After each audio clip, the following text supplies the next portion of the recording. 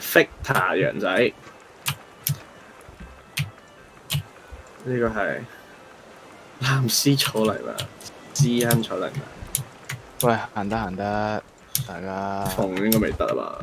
行得叫可唔可以行咯？我喺架船度㗎。唔係你食咗嘢咩？上島啊！哦，你可以照行嘅。行得。Let's go。不定杯水先。好。西瓜都係，仲有一把。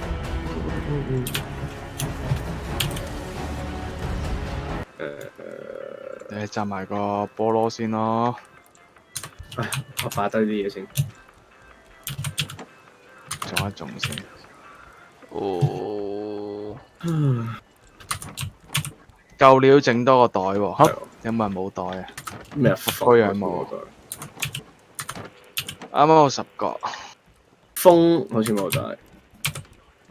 整咗先咯。呢有咩圖啊？真係。有啊。點？見到㗎。睇先。要整啲咩？喂。唔聽説。兩個同 plank。真係。OK。真係。搞掂。真係。然後煲。攞埋啲西瓜去啦。我攞咗。攞晒啦嘛？我攞唔係。冇啊，攞多啲 mango。mango。芒菇。Let's go。行得。爆機人生正式啟動。爆㗎咩呢度？叫下口號啫。鯊魚經下面虎視眈眈咯。上個岸先咯，跳虎跳過去。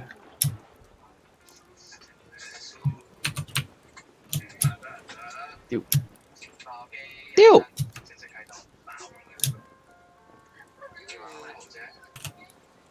OK 的。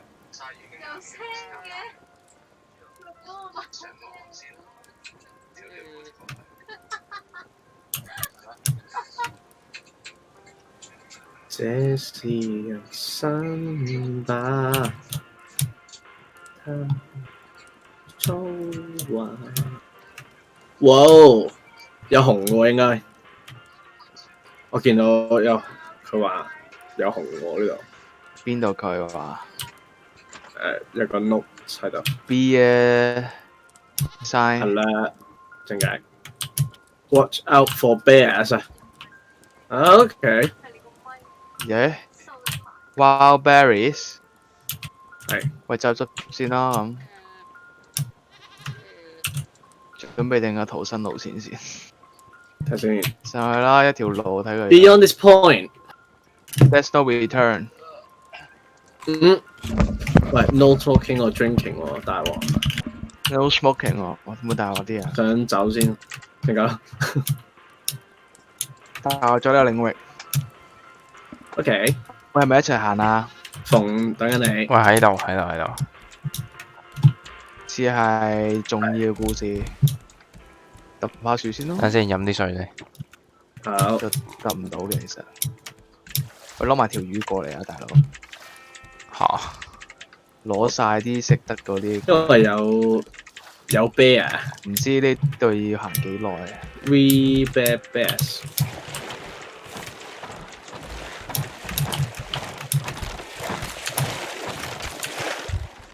似係仙境傳說喎喺度。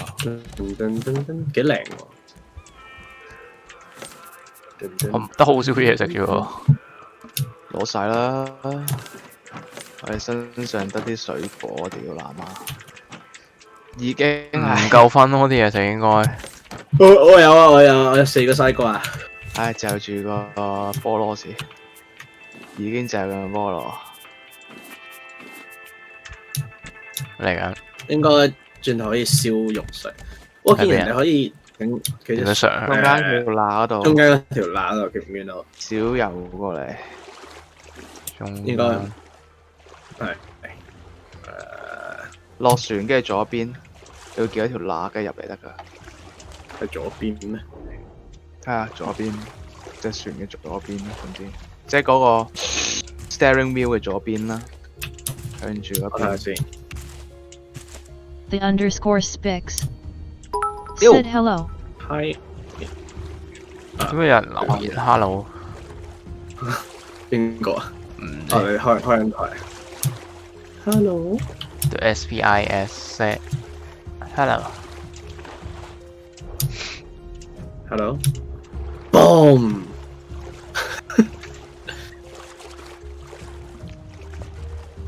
The underscore Spix OK， said Oh no Chinese. Chinese sorry Sorry. oh， rap 嗱，重，Metal COVID City 19準備。 ，sorry Korean，重 sorry for baddest English。 relay station， Red 去到一先咯， Station One。去到 ranger station 先咯。哇，有咁大嘅嗰度，呢個咪有機械人嗰個咧，應該應該係啊。咦似係咪可以劈嘅呢啲機幕？械人？唔得。哇有有準備手足武器準備做哇嗰一鑊先。豬嚟啫嘛，呢隻唔係咩？哇！屌你老母！超佢咯，廢嘅隻頭。佢撈唔到機，佢撈唔到，哦 OK，咁廢嘅，真係。執咗肉，執咗肉。哇！呢度有個 cam 仔，睇下先有咩執先。哇！做緊紅人，仲有紅人，咩啊？做咗紅仔頭。紅呢個係咪仔機械人頭， Henry stuff keep out，即係新 update 嗰個位㗎啦，而家係係啊，咩啊？新呢個係新 update 機械 update 人啊嘛，機械人啊嘛，呢個係咁細聲。呢個新 update。佢 up 咗㗎啦，喺晒嗰隻 game 入邊應該。 OK，咁你 pat pat 先啦。哇！哇！喺呢啲有頭啊似會死咯，有冇人跳？要進埋張。喂！但係佢俾啲箱好似係似要跳咯。 YOLO rap 佢啦，哇哇 rap 哇 rap 哇。OK，到邊個先係咁？咪等佢報告先。哇！屌，其實如果佢死咗救唔到喎。係啊，係啊，氣都唔 game 係啫咩？哇！爭少少啊！屌，咩嘅？你唔好上嚟，有隻熊喺度啊！梗係。咁我哋係咪要跳過去？係啊！你要快啲啊！你會沉㗎嗰啲箱，我哋睇到。唔俾你企太耐。跳虎咁樣，其實都唔係點扣佢嘅啫。一次過嚟啊！你哋唔好停喺中間。跳虎咁樣都 OK 嘅，都唔係扣好多。跟住大家望，跟住大家望一望上山頂，有路兜，有咩啊？有土兜？有路兜，上去睇下先咯。呢邊先咯。 OK， OK，有分歧意見。 requires one light bulb。唔係啊？係咪啊？呢度新嘢喎，新嘢喎。咦？呢個係咪就係？我去咗邊啊？有見唔到 note 有你哋嘅。 note 新嘢喎，喺間屋度啊！屌，你而家喺邊？哦係啊，喺間屋度。你咪上咗上面啊！ OK，有嘢食，有嘢食。 What's that? What's that? 俾人一粒先。喂，食咗先，唔好理。速度 baked potato。喂，佢要揾嘢喎，呢個就係你要咩啊揾？嘢人生喎。呢個要 Bron 咩叫 bronze saw？ bronze saw。唔識。唔知鋸唔知乜乜。仲有咩唔知 bronze hammer、bronze wrench？ OK，咁即係要都係揾啦，總之就。乜喺度睇下先咯，上呢度 Station Two。 OK，alright。RAFT 世界第一。喂屌， Rap 世嘅。咁唔裝咗撈咩？幾時玩到？裝就裝咗㗎，呢個條女話係公認想同你 one v 嗰 one 啲嘅。跳你機喎！哇仆街！冇嘢吃啊！有冇睇下 notes？哦 ，Wild Berries 都係一個 found item 嚟嘅，黐線。哦 What？哦，我要開咗 activate 嘅。開咗個 active 咗呢個 station。哦，咁呢個呢度就真係哇好撚超喎呢個！呢度係飛出去城市嗰度噶咯，應該啊，係。飛出咩叫1/3咧？即係有3個 rally station。嚇可以飛出去城市嘅咩？我見嗰個 trailer 係咁嘅。有城市嘅咩？有啊，咪同佢講咯，屌！個 trailer 咪有城市，咪個 thumb 咧已經見到城市啦。哦，係，即係個機械人嗰個嘛，機械人咯。即係已經唔係叫 raft 噶咯。叫 Minecraft 咯。嘅點解？有冇跳過上屋企啊？但係冇嘢睇。啊，冇嘢睇。 ，OK，你都唔會有嘢食啊！我哋驚未揾到嘢先餓撚死。喂，冚家鏟呢鋪玩完。 OK，轉 game。完了喂，有冇個第二條路兜啊，大佬？扣得多唔多血啊？想問。頭先唔係喺呢度跳落去。我點樣夠冇跳落去。哇！掩球血。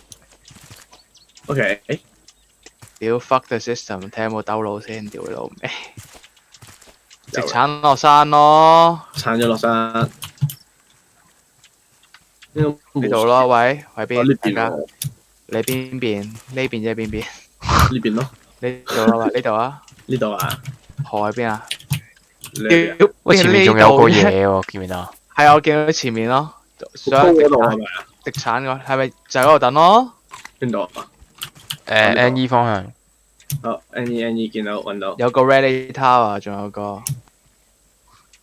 Relic Tower，哇，呢度落去唔得咯。哇！喺我見到隻熊喎。呢度落邊度啊啊，右下角夠做，見到？OK，係咪落緊啊？係啊，落啊，河喺邊啊？係咧，唔係去嗰座嘢度咩？係啊係啊，上落去先咯。哇先屌你老母呢度啲險峻啊！呢度，其實可以睇下嗰啲草咧有冇嘢執咯。可能係執到呢啲度果實。上落去，我上咗落去。可能啲 berry 哇！有隻熊，邊度？屌你老母！點樣上去啊？但係喂，試下幫拖，喺邊啫？落咗去啦，我哋都落咗啊！喺邊啊？隻熊嗰度咯。屌你咁講，人哋一定知你講邊啦。你再下一格啊？咩啊？得啦，冇喎，我我哋見到嗰隻熊係，喂有蜜蜂喎。喂，有，個網有用啦。喂，你哋喺邊啊？喺隻熊嗰度。又喺隻熊嗰度。我哋頭先見到嗰隻就一路都係呢隻嚟㗎。係咯，我都係啊。但係你見到嗰隻係啊同我哋見到嗰隻唔同。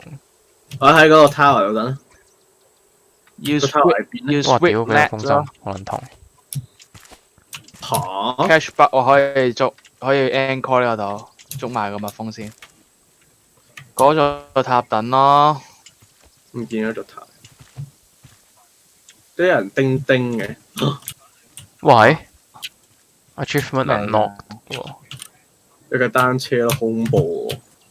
點樣上去啊？我想問。好撚高喎。嗰邊有條橋咯，我見到。 Sorry，要放落去咯，所以應該係呢一個 tower 先咯。好。喂，聚先啦，大家喺邊啊？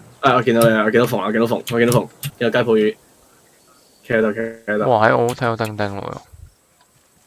OK 啦，行。唔上啊度。仆街啦，肚餓啦。仆街人生。唉，喂，蜜蜂咯呢度。邊度啊？呢度咯。哦，咁有哇紅啊冇未啊？隨時可以整，整啊！船上面整，哇下唔到，喂，有紅啊！晒咗先。吉下先啦。哇！用吊機啦，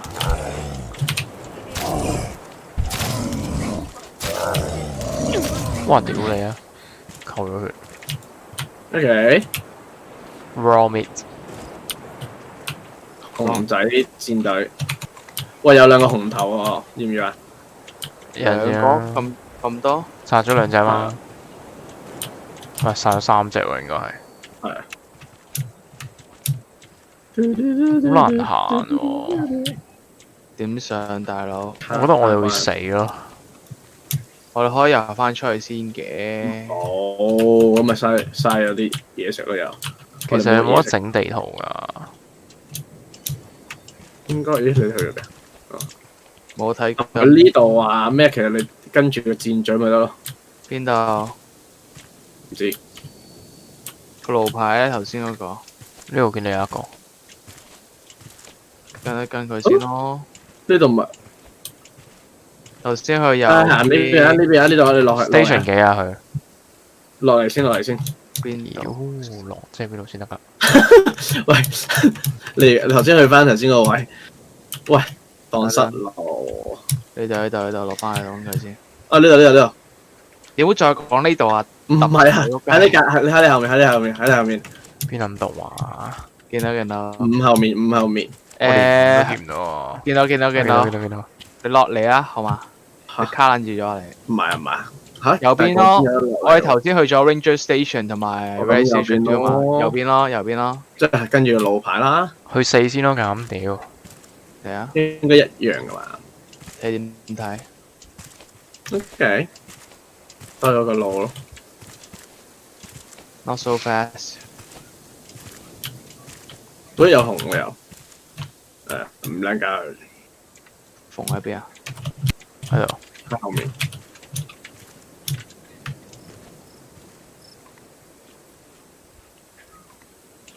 喂，快啲去個 date station 有冇啲嘢食。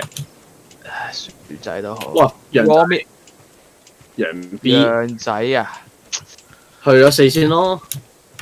慘，支持。支持你嘅。OK，即係要去咗6先啦又。嚇呢度6嚟啊？哦咩啊？ ，OK，石頭。係咪可以抌過去㗎？係抌過去。喂，冇力。喂，我率先試出 rap god。喂rap 開咗 god。縫喺邊啊？跌咗落海。哇，好撚低咯咪真係。正解。等下你。釣下魚仔先。呢度釣唔釣到嘅咧？嚇點樣跳過去啊？哇！頭先邊個開到嗰個抌中咗啊？頭先有人。我抌咗啦。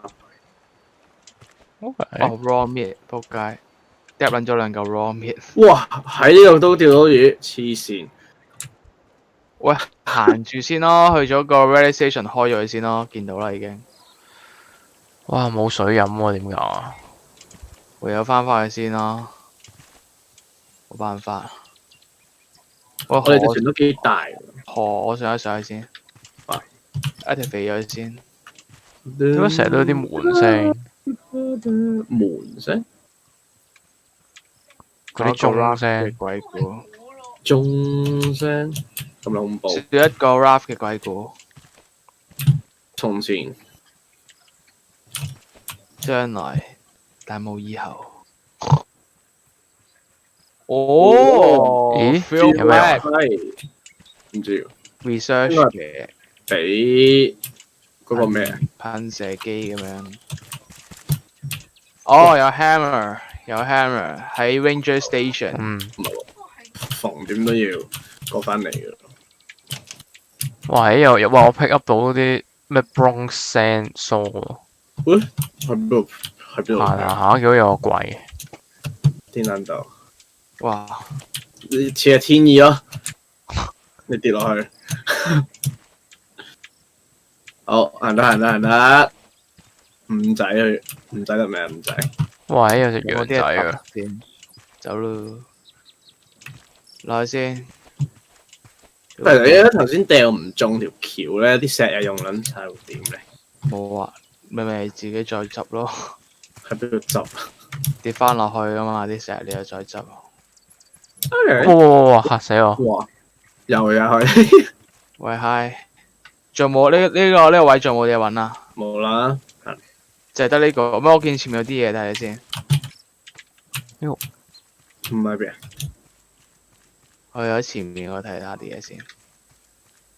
我見到一嚿嘢閃閃下等先。有 berry。 OK，但啲 berry 其實有咩用咧？食咯，食又食唔到，食唔到㗎。食唔到啊！有道具嚟嘅呢。我喺呢度又有 honey， 點解？喂 OK 喎，執咗去。翻去 research。喂，如果有執多啲。我都有 honeycomb，揾下先3咯。粒。哇！喺呢度直接跳落海啊，幾人超？應該冇水冇西瓜冇嘢食。呢度直接跳落去咯。有魚，有嘢食。直接嚟啊！後面你後面。On your six。咁就有魚山碟啊！快啲行啦！你要魚啊？係啊，山碟啊！我唔得啦，我冇水啊。西瓜。我有西瓜。哇！西瓜好咁多嘅。做咩啊？喂，俾嚿西瓜嚟，大佬。做咩啊？食咗嚿生魚之後，勁口渴。喺邊？喺邊啊？而家你哋？你唔好喂，我企喺度唔喐。唔好喐。你見到我咩？我見到你啊！你哋喺邊？見唔見到啊？你右邊啊？我見到，我諗住匿埋啫嘛。我屌！喂，但係依家見唔到我屌。西瓜，你後面喂，山腳底等落嚟。想食一啖先咯。喂就死，冇水啊！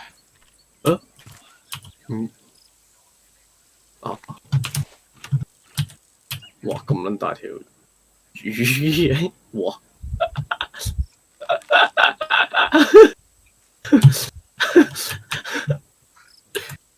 行啦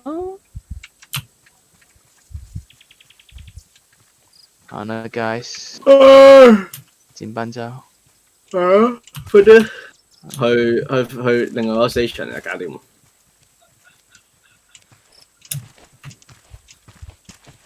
過返橋先。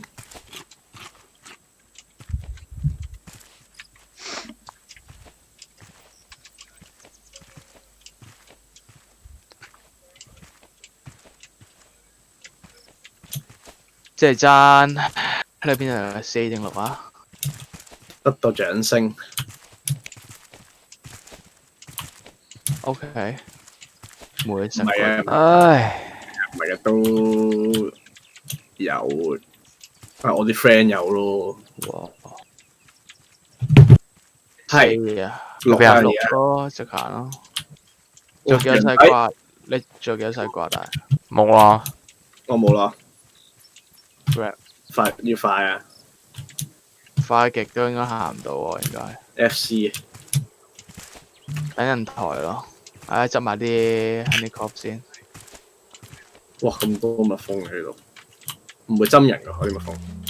哇！佢嬲緊住縫喎。係咩？啊！唔係，係咁啱我。可唔可以食一嚿咁樣咧？唔可以，真唔得。試過啱啱。喂，縫比較鯊魚得唔得？哦，得啦。佢俾半嚿，俾我嚼一啖西瓜得唔得？我冇西瓜啦。咁啊，西瓜冇水啦，大佬。我冇西瓜。我得翻半嚿咯。我而家行唔喐啦，已經閃緊。你求我俾你。快啊，大哥！你求我。嘴啖你啊！係咪6啊？係咪水啖嚟。哇！哇，綠在邊啊？隻熊，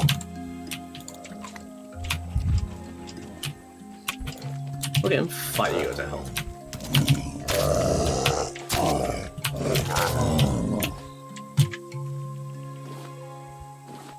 點解我次次都執唔到？個頭，係咯，我俾你啊。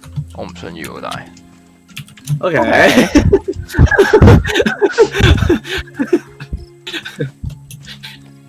Alright。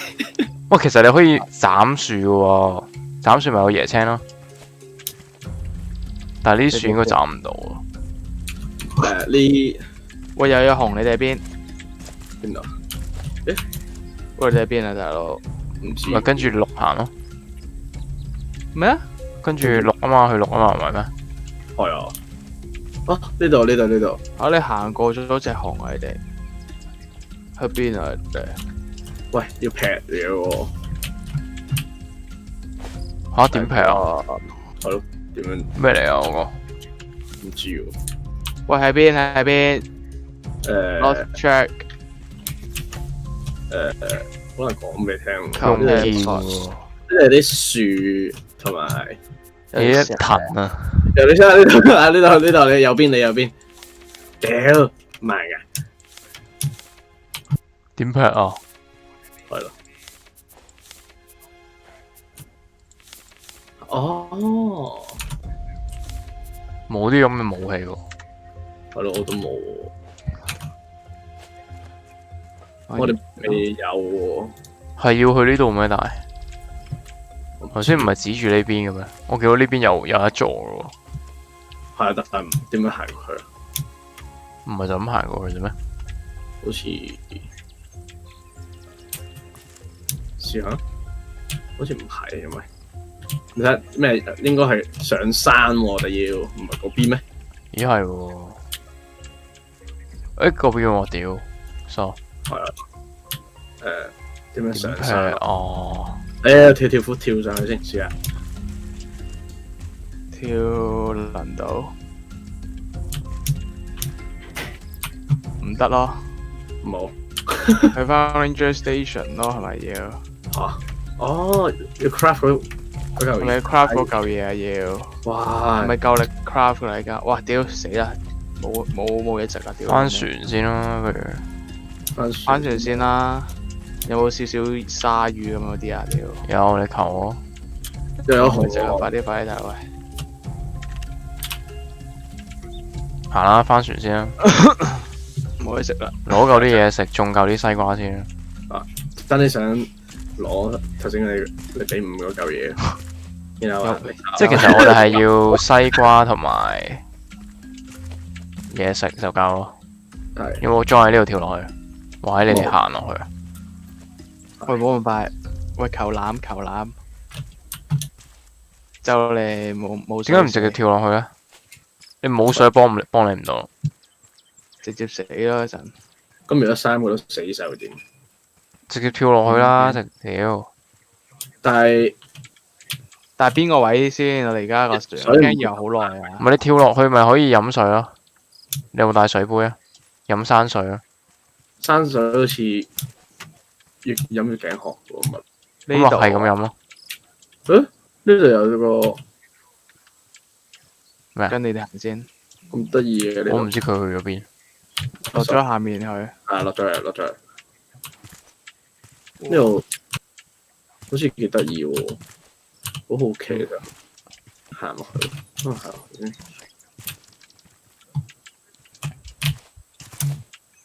喂，逢乜唔快啊喂！我都口渴啦，真係。我都唔得。係咁，你快啲跑翻去。喺呢度。翻船先啦。沙灘啊嘛。我睇下咯。執喎，有啲執喎。我落去。哇！支持落去。有嘢執咩？係啊，水入面。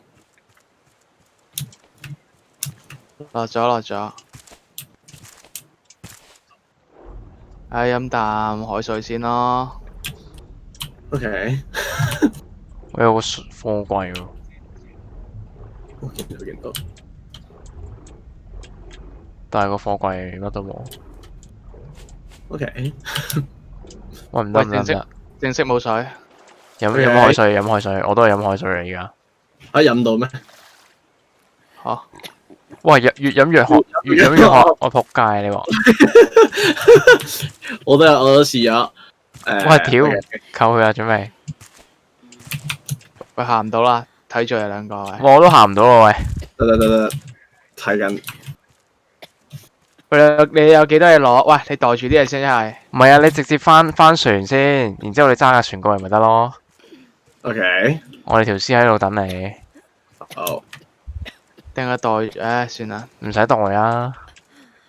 如果真係死咗會點樣啊？啲嘢冇嘢㗎，喺度啊。救翻咪得咯。佢唔會 time out 嘅。之前咪試過咯。好似唔會 time out 㗎嘛。唔會。Used for catching bugs。哇，零格咯，我依家個。食住嘢先。喂，屌！諗個方法。係。你揸架船過嚟先。OK。哇！兩個都缺撚晒。你揸架船過嚟先。我都就係死咯。啲上面有嘢啊嘛。邊度上面啊？上面有 resources 嘛你？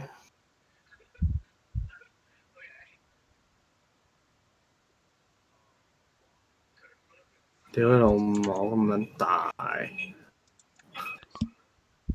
仲未游到過去嘅。OK，等你。OK，揾到啦。但係唔係我哋 sorry， 唔係我哋隻船。開始出幻覺咯。船上面大把嘢啦，即係揸埋少少咯架船我哋。因為佢呢邊其實都有幾多島拍㗎，有幾多個沙灘，直接拍。點解你拍下咁會拍咗去嗰邊嘅？冇水啦，我捱唔到啦。哇，玩得完，你捱唔到就玩得完噶咯。係。有冇游到啊？兜到個圈嘅。好撚遠喎，大佬。但係你喺架船度定係點啊？我唔喺架船度啊。OK，rap。GG easy。The end of RAFT。睇下先。知唔知隻 game 最出名係咩？死咗會 save。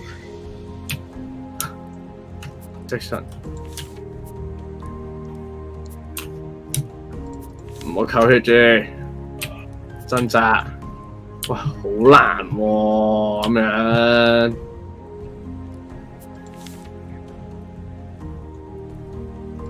頸渴會渴死噶嘛，係咪？跟住扣血噶嘛，係咪？係啊。OK， 我而家仲 full HP 嘅 ，OK 嘅。係咪仲兜緊個圈啊？喺個島度。係食緊有肉，食咗嚿肉先，食多嚿肉。寧願餓死。有人想食到嘅咩？有人想食到，但係仲好頸渴，起碼唔會一路肚餓一路餓先，所以 OK 嘅。但係咧零加定點啊？0加啦。rap。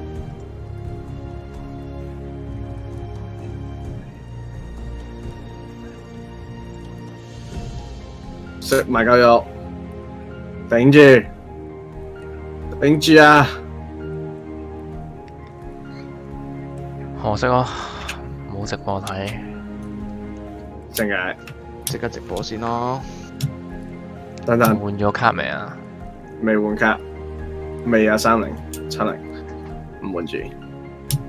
3070排到剩咗獎你唔該。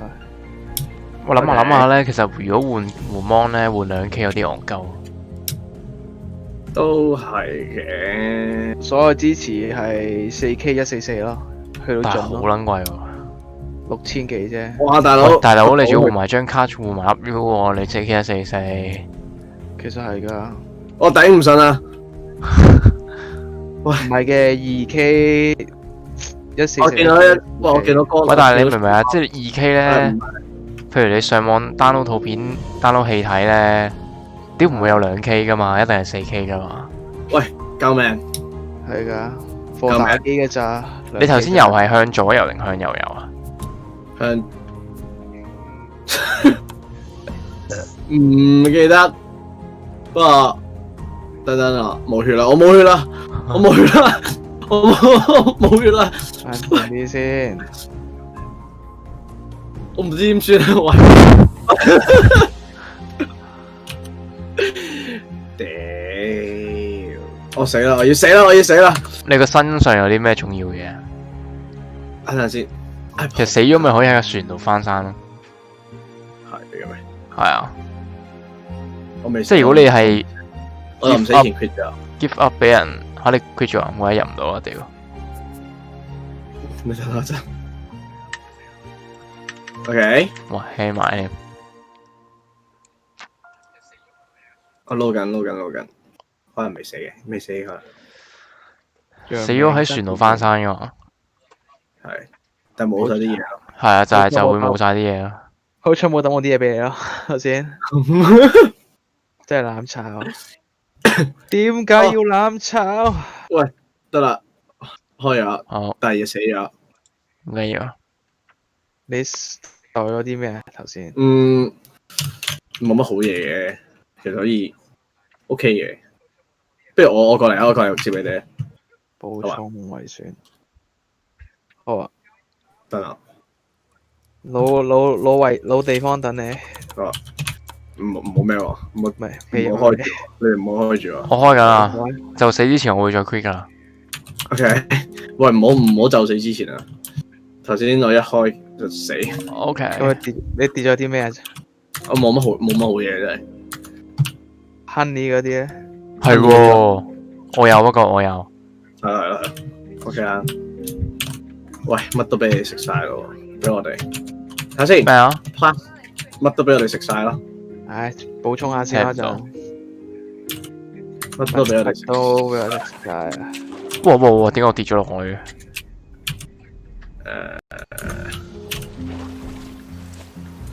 撐船過嚟，救你哋。哇！喂，潮漲喎，會潮漲喎，原來。係嘅咩？啊！我直接撐船啦。應該一出嚟咧，就喺水度潮漲。哇！唔得啊，靠！係咪喺？你唔好住。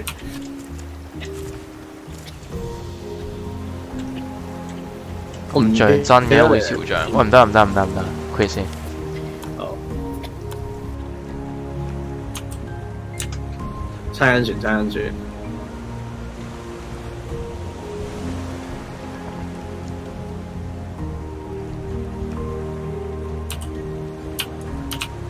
咩叫 QHD 啊？我想問。唔知點。QHD 咪即係4K 咯。係咩？係啊。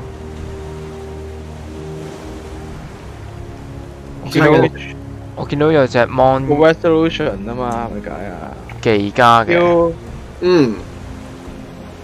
MQ 睇下先，問翻先。哦 QHD 啊2K sorry，QHD 即係2K， 2K，UHD 先係4K。咁算？撐船。好啊，2K 真係放我打機啊 ！YouTube 啲4K 片都睇唔拿到啊！所以咪就係諗下，其實買2K 有啲戇鳩。所以你去盡佢啦，4K 44可以變2K， 屌大咁樣要換 U 換卡啊嘛！有錢嘅。點解部腦仲好新嘅啫喎？唔想換咁多。其實如果你咪，如果啲舊 game 咧，你推到好似呢隻 game 推到4K 咧，其實唔太使個顯卡都唔會好長，你2060應該 OK 嘅。屌，咁睇片都要唔使啊？睇片呢啲唔使，你就算。但係你諗下，河都咩啦，玩呢隻開台都。佢嗰張卡同你嗰張應該冇差好遠喎，你嗰張。嗰張係咩嚟㗎？ 970。970？啊唔係啊。佢 A 卡嚟嘅。 sorry，RX 570唔係970。唔撚知我張 A 卡嚟嘅乜嘢叫 A 卡？ ，AMD。我唔係我都係 A 卡，唔係咩？你好似唔係，我係咩啊？你係卡咯卡咯。嚇，Nvidia 咯。嚇你用嚇即係點啊？係啊 ，AMD 有自己顯卡㗎。嗯。哦，我哋大陸嗰啲應該係 Nvidia 嗰啲顯卡嚟又到過嚟未啊？未啊。喂，打鋪撈先。我而家喺，係咪呢度咧？等等啊，有個沙灘㗎咯。之後好多沙灘嘅呢度其實。嘅。玩部 Human Fall Flat 先咯。喂，你 Discord 開個 live 俾我睇咪得咯？ OK。開 live 開呢畫面 RAFT 度。你有冇升級做嗰個咩啊 ？Nitro 啊？冇啊，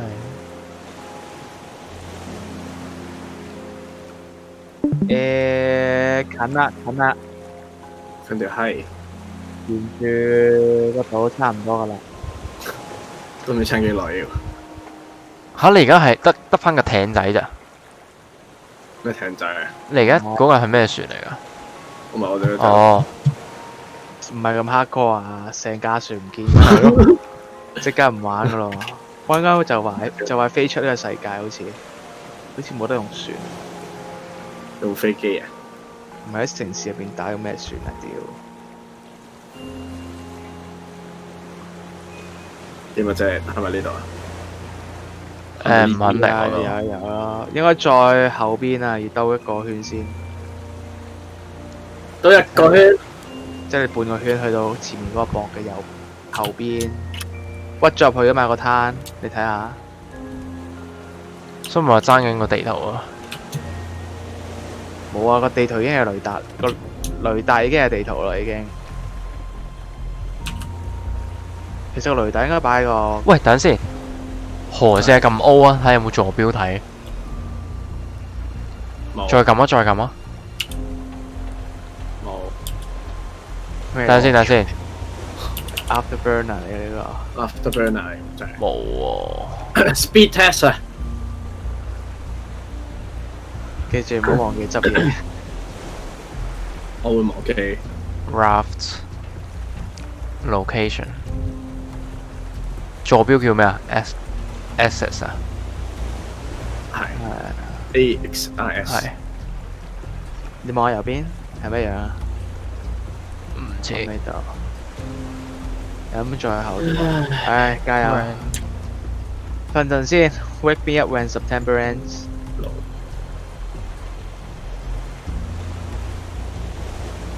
冇喎。RAFT 正式完結咯，似。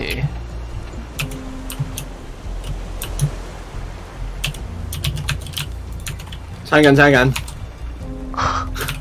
牛仔褲已經落伍。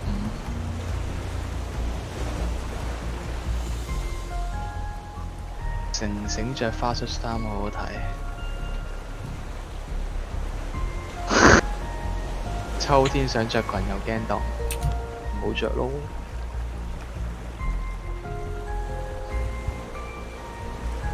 唉，撐到幾時啊，大佬？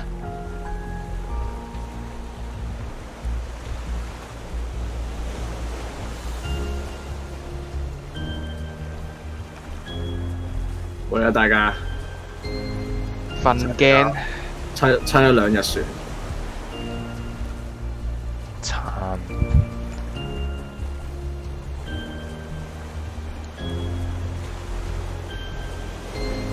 join 個 Armor 3 Discord 先。Farm Simulator 咯。我見有得揸車嘅嗰個啱啱3，有啊，啱啱晒。但係其實唔係玩槍 game 嘅咩？佢係一隻軍事模擬嘅，但係你真係做啲 mission 嗰時，有時要揸車，咁揸戰機。你同湯玩？同湯玩咯。湯子我玩咯，點解？ OK。湯子華係咪冇電腦啦？仆街啊！原來棘住讀咗。鳩緊佢買電腦啦而家。 OK。佢之前用 notebook 玩，燒撚到真係，搞唔掂啊！我呢個太黑 core 啊！呢 game 卡住咗，想唔 hardcore 好簡單啫 ，LL。點解？哇合住咯，喂，喂，似喎，似喎，似喎，前面個窿前面嗰嚇，個越嚟越因為你個煩啊。 OK，好辛苦啊！哇！rap 整隻杯仔先，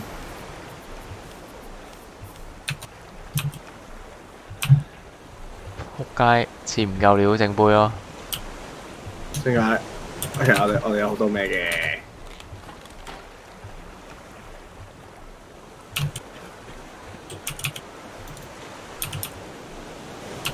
喂，冇嘢食噶咯喎，架船好似。仆街，湯藥咯，建議釣魚咯。又棘住咗喺度嘅，屌！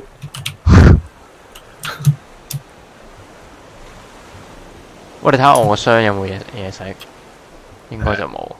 應該就冇。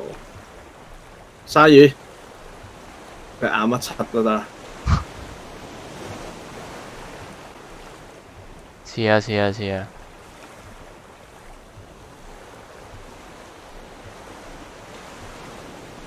屌你老味！又好似棘住咗佢。屌！我哋隻船真係太大。OK，繼續。唉，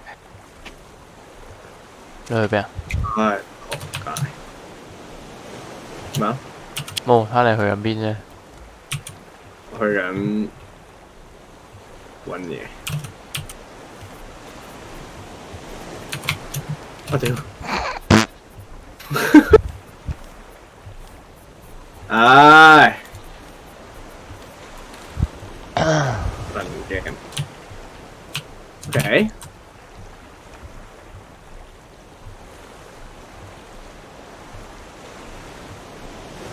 好遠喎。喂，喺我要哇 rap 釣魚咯，建議。睇下先。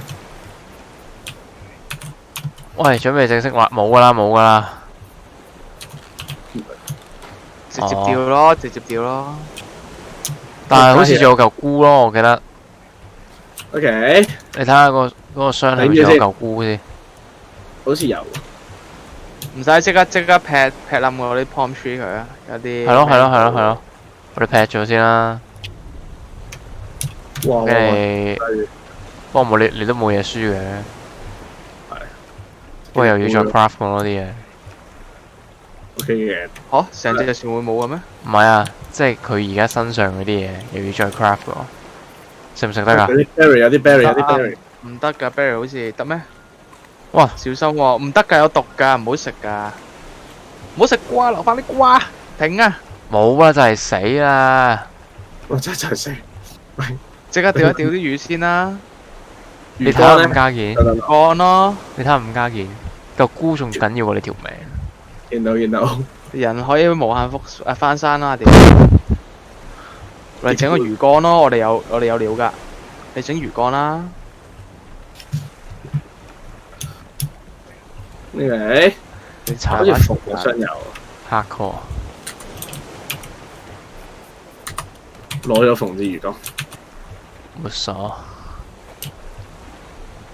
有命先講啊！哇！唔使理㗎啦，嗰啲畜生屌。哇，好撚重要啊！啲畜生冇電池嘅咩？冇水啊，係。或者，我屌，離遠，離遠，隔場釣魚，係真啲瀨嘢。嗯，何求生技。頂住先，頂住先，冇得望啊！哇，越嚟越遠，仆街！你係咪呢邊啊？差唔多。唔肯定真係。我哋掉一條少一條先啦。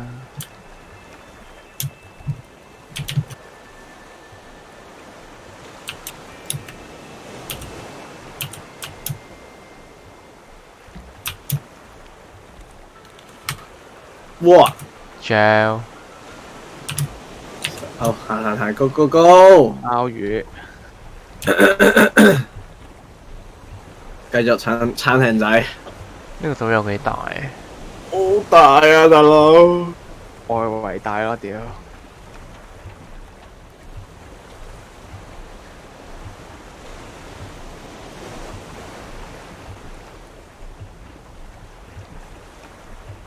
一陣翻山，大家釣翻成箱魚先講啦。OK，睇下右邊，水係睇下右邊。其實水係麻煩。咪望下，哦冇嘢啦，應該唔係。呢個青筋都出晒咯。見到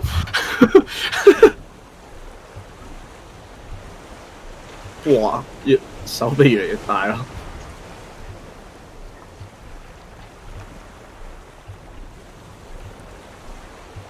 越嚟越大隻。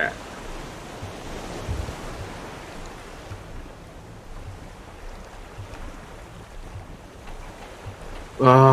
喂，見到有沙。係。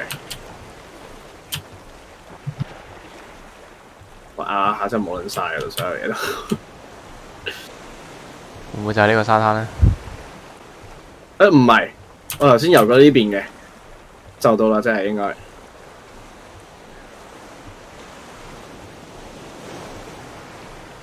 因為好多戇鳩嘅。哦，唔係事。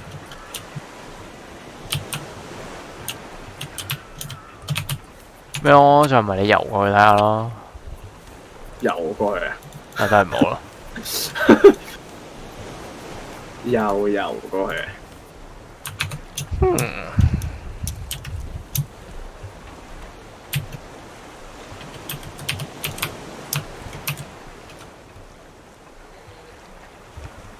應該咁大風咁樣好似。屌！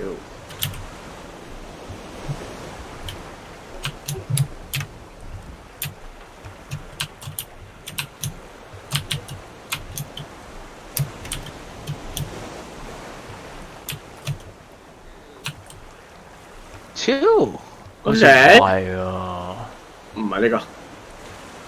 再之後但係你有游過嘅？有等先，等先。真係唔係呢個？唔係，仲有㗎。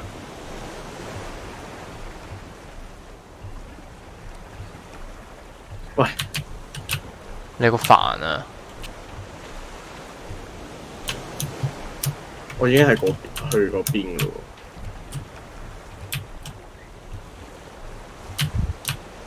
喎。我睇下先。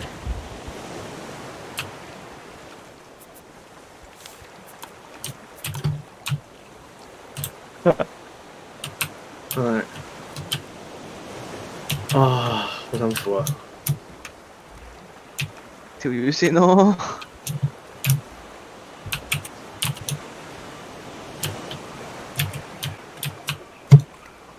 喂，轉緊啦，轉緊幫你，幫緊你啊，架船。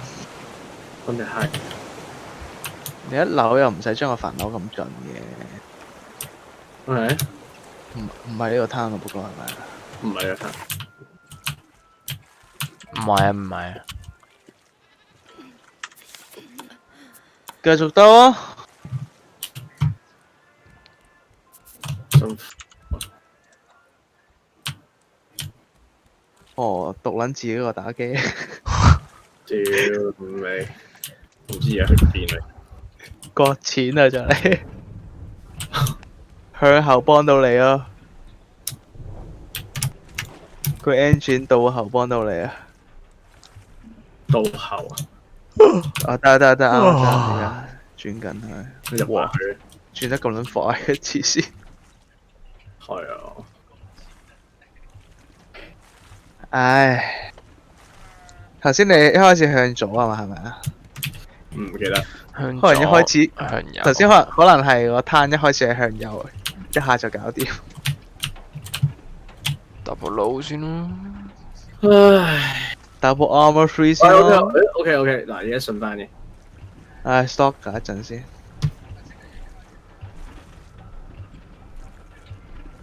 因為好似就到喎。我頭先都係我見到呢個攤嘅，留埋。跟住見到呢個窿，跟住轉頭轉右啊，應該係。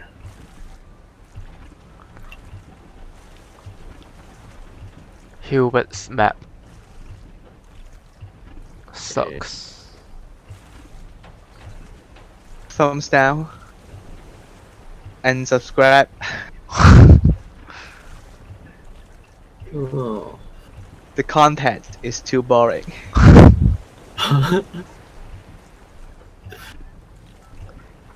His gameplay is so bad, it gave me cancer.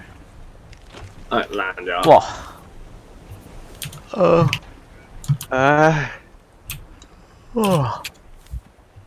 喂，我開直播，益大家。直播 JAV Junkie 先啦。留意翻咯，開緊台。我都開。我冇開。見唔見到㗎？咦，開唔到嘅。我開咗。條女睇緊你開 live 喎。rap 知咩事啦？喂，正嘅呢個，睇下呢個真心正。Dragon Center 睇巨龍我哋。就到啦。喂，係咪呢個啊？就係係咪得玩啊？睇下先。終於係咪有得搶我哋？未住。唉，係咪呢個啊？等陣先。喂，似，我按先。哦。喂，係呢個，係呢個。喂，就係玩到人都癲。終於可以講一句 Final 7年。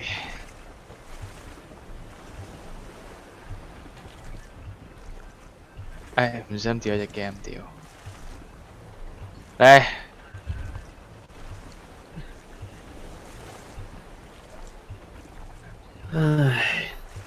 唉，嚟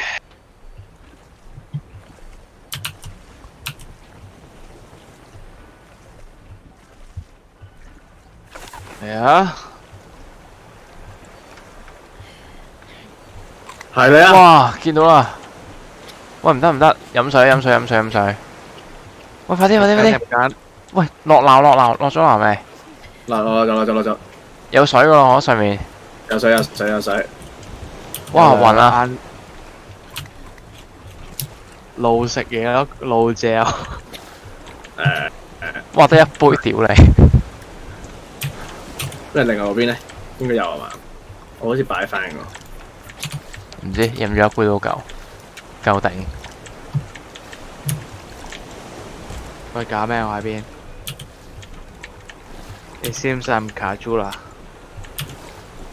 咩啊？棘住呢度唔喐嘅為屌！哇！哦，潮漲。屌，唔係講緊咗潮漲。唔聽書。哇！剩翻一滴。救到你嘅。剩翻個魚缸先。應該我就啱啱喺個淨水前面死咗。嚇！你死咗啊？死咗啦。喺船上面死咗。咁啊？見到。等下先啦。喺個落樓嗰位度。咁你都算幾柒喎？啱啱剩翻一滴啫，想點啊？喂，俾我瞓個覺先。瞓咯，但係瞓會唔會咩㗎？唔會，直接起身。即係唔會扣嗰啲肚餓嗰啲啊？唔會，佢俾翻糖血你，就係最基本嘅咩？幾好笑啊！放落床度先咯。燒一燒5先咯。喂，快啊，大佬喂！哇！去咗邊啊？入咗水。哇！仆街晒咗！救命！救命！哇！哇！嚼咗唉，一啖。同隻羊瞓啦你。喂，快啦喂！點解你企咗喺度嘅？哦，唔係。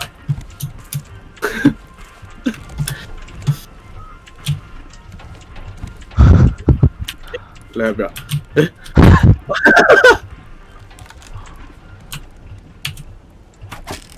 一齊瞓。重新，你唔使食嘢，輕鬆。釣條魚先咯。咁啊屌！係喎，我食咗先。喂，我哋要釣魚同埋西瓜咯。停止直播。瞓覺先啦，屌！主要係要西瓜咯。係。冇啊，冇晒西瓜種子啊！咁撚大，喂 ，research 咗個乜撚先啊？釣魚先啊，我唔理啦。OK，好似有啲補血啊！喂，我哋爭3樣嘢就孏晒。未孏晒。其實個 fuel pipe 有咩用咧？Useful for transporting biofuel， 有啲咩 biofuel 啊？應該未講到咯，而家應該。Biofuel refiner。哦 ，biofuel 係整出嚟嘅 ，mixes raw food and honey to create biofuel。仆街啦！但係有咩用？屌，有 metal 應該你冇。玩嘢。上面冇咩？冇。你想整咩啊？仲有㗎，攞晒咩你自己？都分一粒。你想整咩啊？整 spear 咯 ，Britney。我嚟唔到。算啦。有木咯。咩啊？潛落海得咪得啦？屌，應該冇啊嘛。應該有嘅。呢咁大個島難講，附近都冇見到有海草嗰啲。算啦，食咗嘢先。我哋爭一個啫嘛，係嘛？得一個啫。喂，屌，係咁釣魚先，釣到魚缸爛先。冇西瓜真係棘喎。係啊。一係就整啲水杯咯。係咁整水杯咯。個 bottle 咯用。就要翻歌度喎屌。有啊，有好多我哋。CV 有上面有好多。3個人要12個。有啊。有應該有。燒翻歌咯。有好多翻歌我哋呢度。釣住魚先啦嘛。22個我哋有。我夠啦。一人自己整一個咯屌。係俾你翻歌。fix 咗隻船先啦。喺左邊嗰個嗰部機嘅隔離。釣緊魚。要幾多個啊？4個。幫我整埋。好，燒住啲魚。係咪有噶啦？咩嚟㗎 ？bottle？係啊。冇。咁你求我？求個 smelter 燒咯。睇先，跟住係 plastic。有冇背囊啊？你哋好撚多人。冇，你幫我。嚇背囊嚇有背囊㗎？有啊。你唔係有咩？我冇啊。屌，頭先死咗啊，大佬。唔係啊。係啊嘛。喂，一人一個水樽呢度，我擺喺上面個箱度。喂，冇皮喎，但係頭先皮我有5塊，擺晒落個箱度。燒住啲魚先得咯。我熊仔頭又冇諗埋。Catfish 唔客氣啦，燒翻啲魚俾大家食。嗯。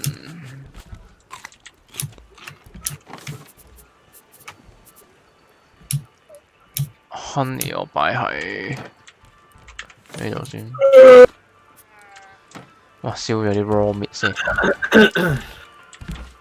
夠唔夠木啊？但係我哋夠大把，應該大把。 OK， 戴翻個頭盔先。剩翻26塊，好似啲箱入邊見到。咁應該唔係好夠。用 grill 啦，用 grill 燒啦，唔好像我啲細嗰啲啊。不嬲細嗰都用 grill 啲三塊木咧，屌燒得嗰一嚿，屌！屌又跳咗嚟鴨上嚟，戇鳩。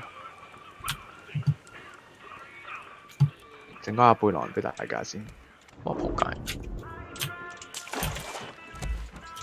皮擺喺 blueprint 擺翻喺度先。Where the fuck is that? OK， 啱啱好。喂 Rope, I need some rope。嗱埋。攞抽煙。依家我哋要去錄啫係咪？係。但我哋要 craft 咗個唔知咩先喎。係捉蜜蜂咯。咩啊？唔係話要劈嗰啲 lantern 嗰啲咩？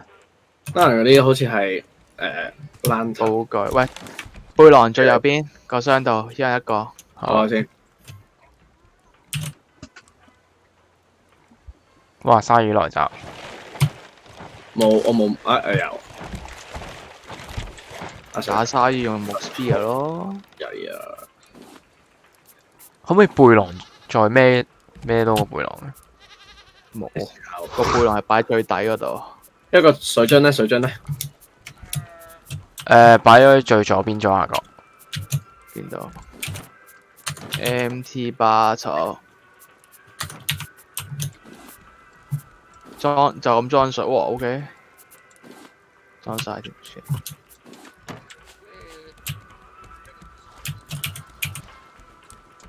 哇！知咩事啊？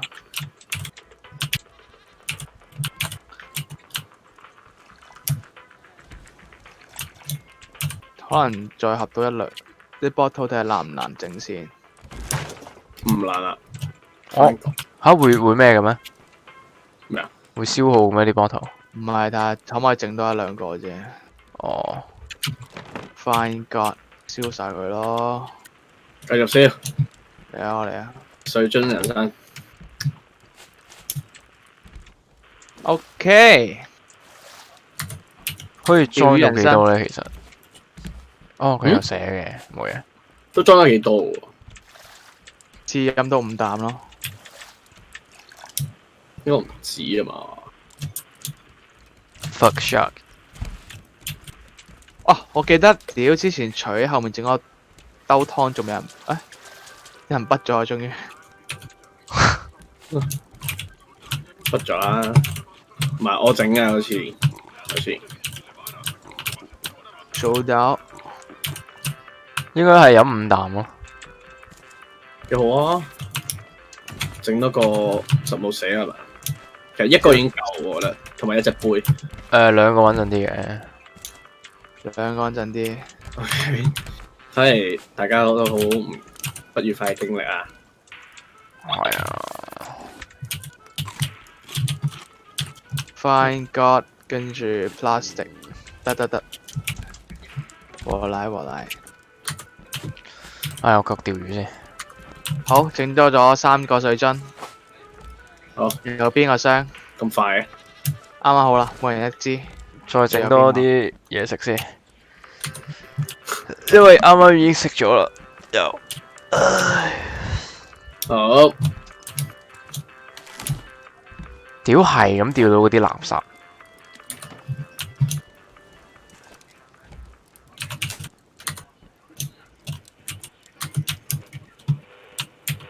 好嚟啊！冇 plan 㗎喎。仲有20塊啫，小心啲。淨係用一個爐，冇應該冇分別。再用 grill 咯，總之。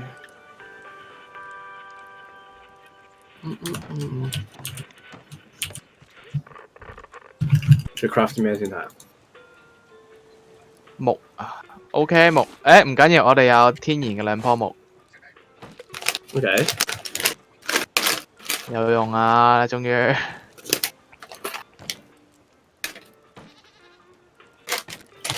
咩上咗去都可以劈。啊，但係好似嗰啲木太大咯，劈唔到，有棵好似劈到咯頭先。係咩？嗯，劈到。我先食飯先，不過種一種個 palm tree 先，留低嘅係一份心意。French 睇先。我整埋個 net 先。你哋有冇啊？有冇整啊？冇冇呢15個 sorry，幫你唔到。 15個咩啊Thanks。 ？15個 plan 啊？一先個 net？係啊，都冇啦，唔好啦，冇啦，留嚟。捉蜜蜂嗰個啊，留嚟咩啊？用嚟捉蜜蜂嗰個喎。燒嘢食先啦，而家驚冇嘢食，唔夠木燒啊驚。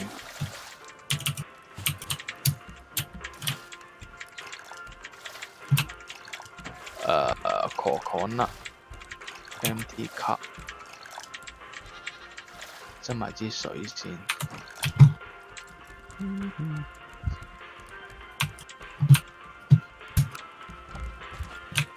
釣多2條魚先。黐線，依家已經開始肚餓咯。點解？去到一半啦已經，哇！又咬。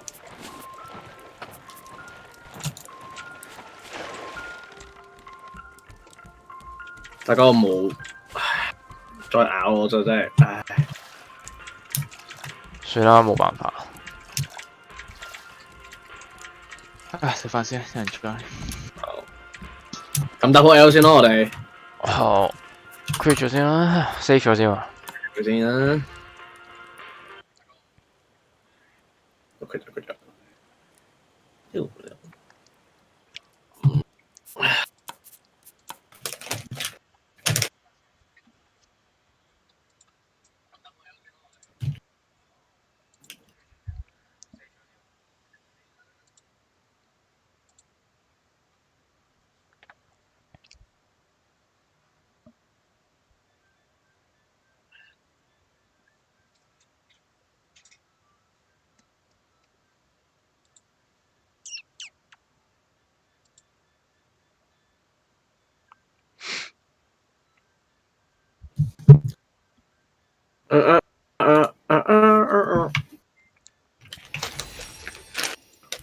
好，但係執屎喎！你等下，俾5分鐘。rap，咁我打鋪 L 先咯。你打鋪 L 先咯，等，拜拜。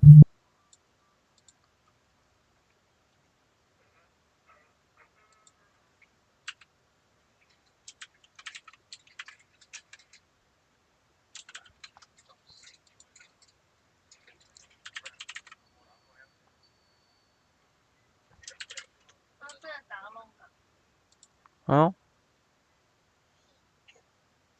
做咩啊？前期啊，rank 前期佢哋睬你就傻啦。有2個人咩啊？佢哋咧，我唔係啊。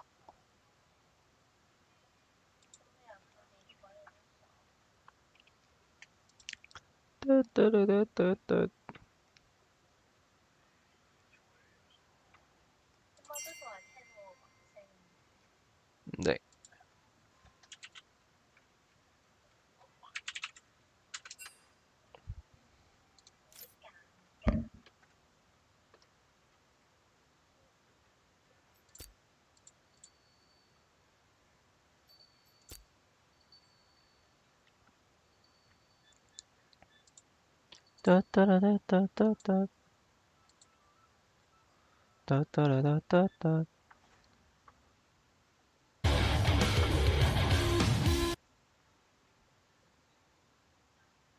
From the Gen to one shot BDD here, boom, kablow, cinematics. Love Oh, it. it's like a Hans Zimmer movie. We just need to add some music there. Boom.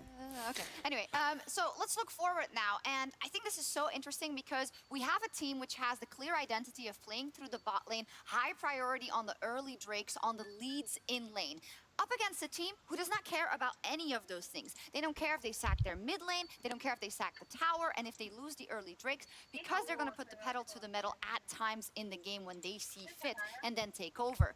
That is so interesting, and of course, because Gen.G is on the losing side, how do you think they're going to react to that? I think the key thing is just to make sure that they have a mid jungle that actually 點 synergizes. 一 Like 齊睇 Lilia 啊？ and Ozzy 玩到 together, 咩 they're not good. They need to have an AD jungle together with BDD because his champion pool is compact. Remove the Camille because when Ornn and Renekton is banned, Camille gets too much value. Don't ban Ornn, ban Camille, deny any top side action, make it a bot side focused game. Yeah, I think having synergies between the solo lanes and the jungle is really important. Lilia, Azir, Volibear, there's no synergy there at all. They're all AP. When they picked Volibear, Lilia, I was kind of confused what they were going to pick mid, and I think the other thing is just deny the globals. Try to deny as much playmaking from G2 as you can, because Gen.G want to play slow, they want to get the drakes, they want to play for plates in this game specifically, whereas G2 have just way too much playmaking to be able to do that. Okay, easy there. Just deny the globals as far as you can and make sure you have synergy between the lanes. After the break, we've got more G2 versus Gen.G. Don't go anywhere. 唔知喎，G2 啊。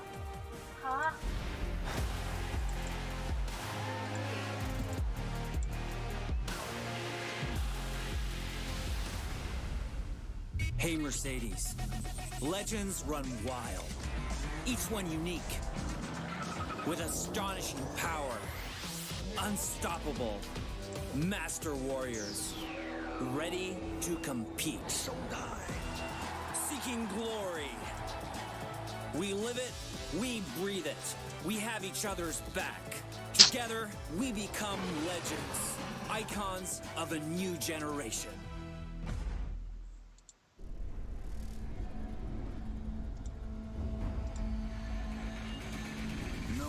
Promised tomorrow. Playtime's over. They're mine now. Fear the assassin with no master.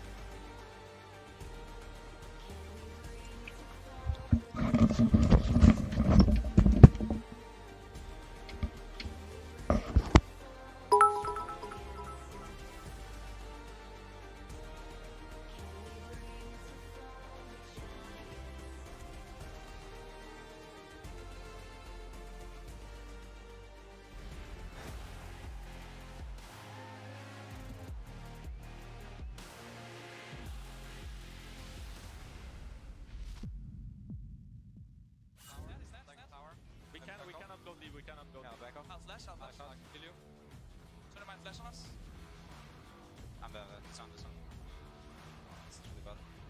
Actually, it's fine. It's actually fine. I'll attack the Drake, yeah. Just try to leave. Wait, Ash was flashing by the way. I just run.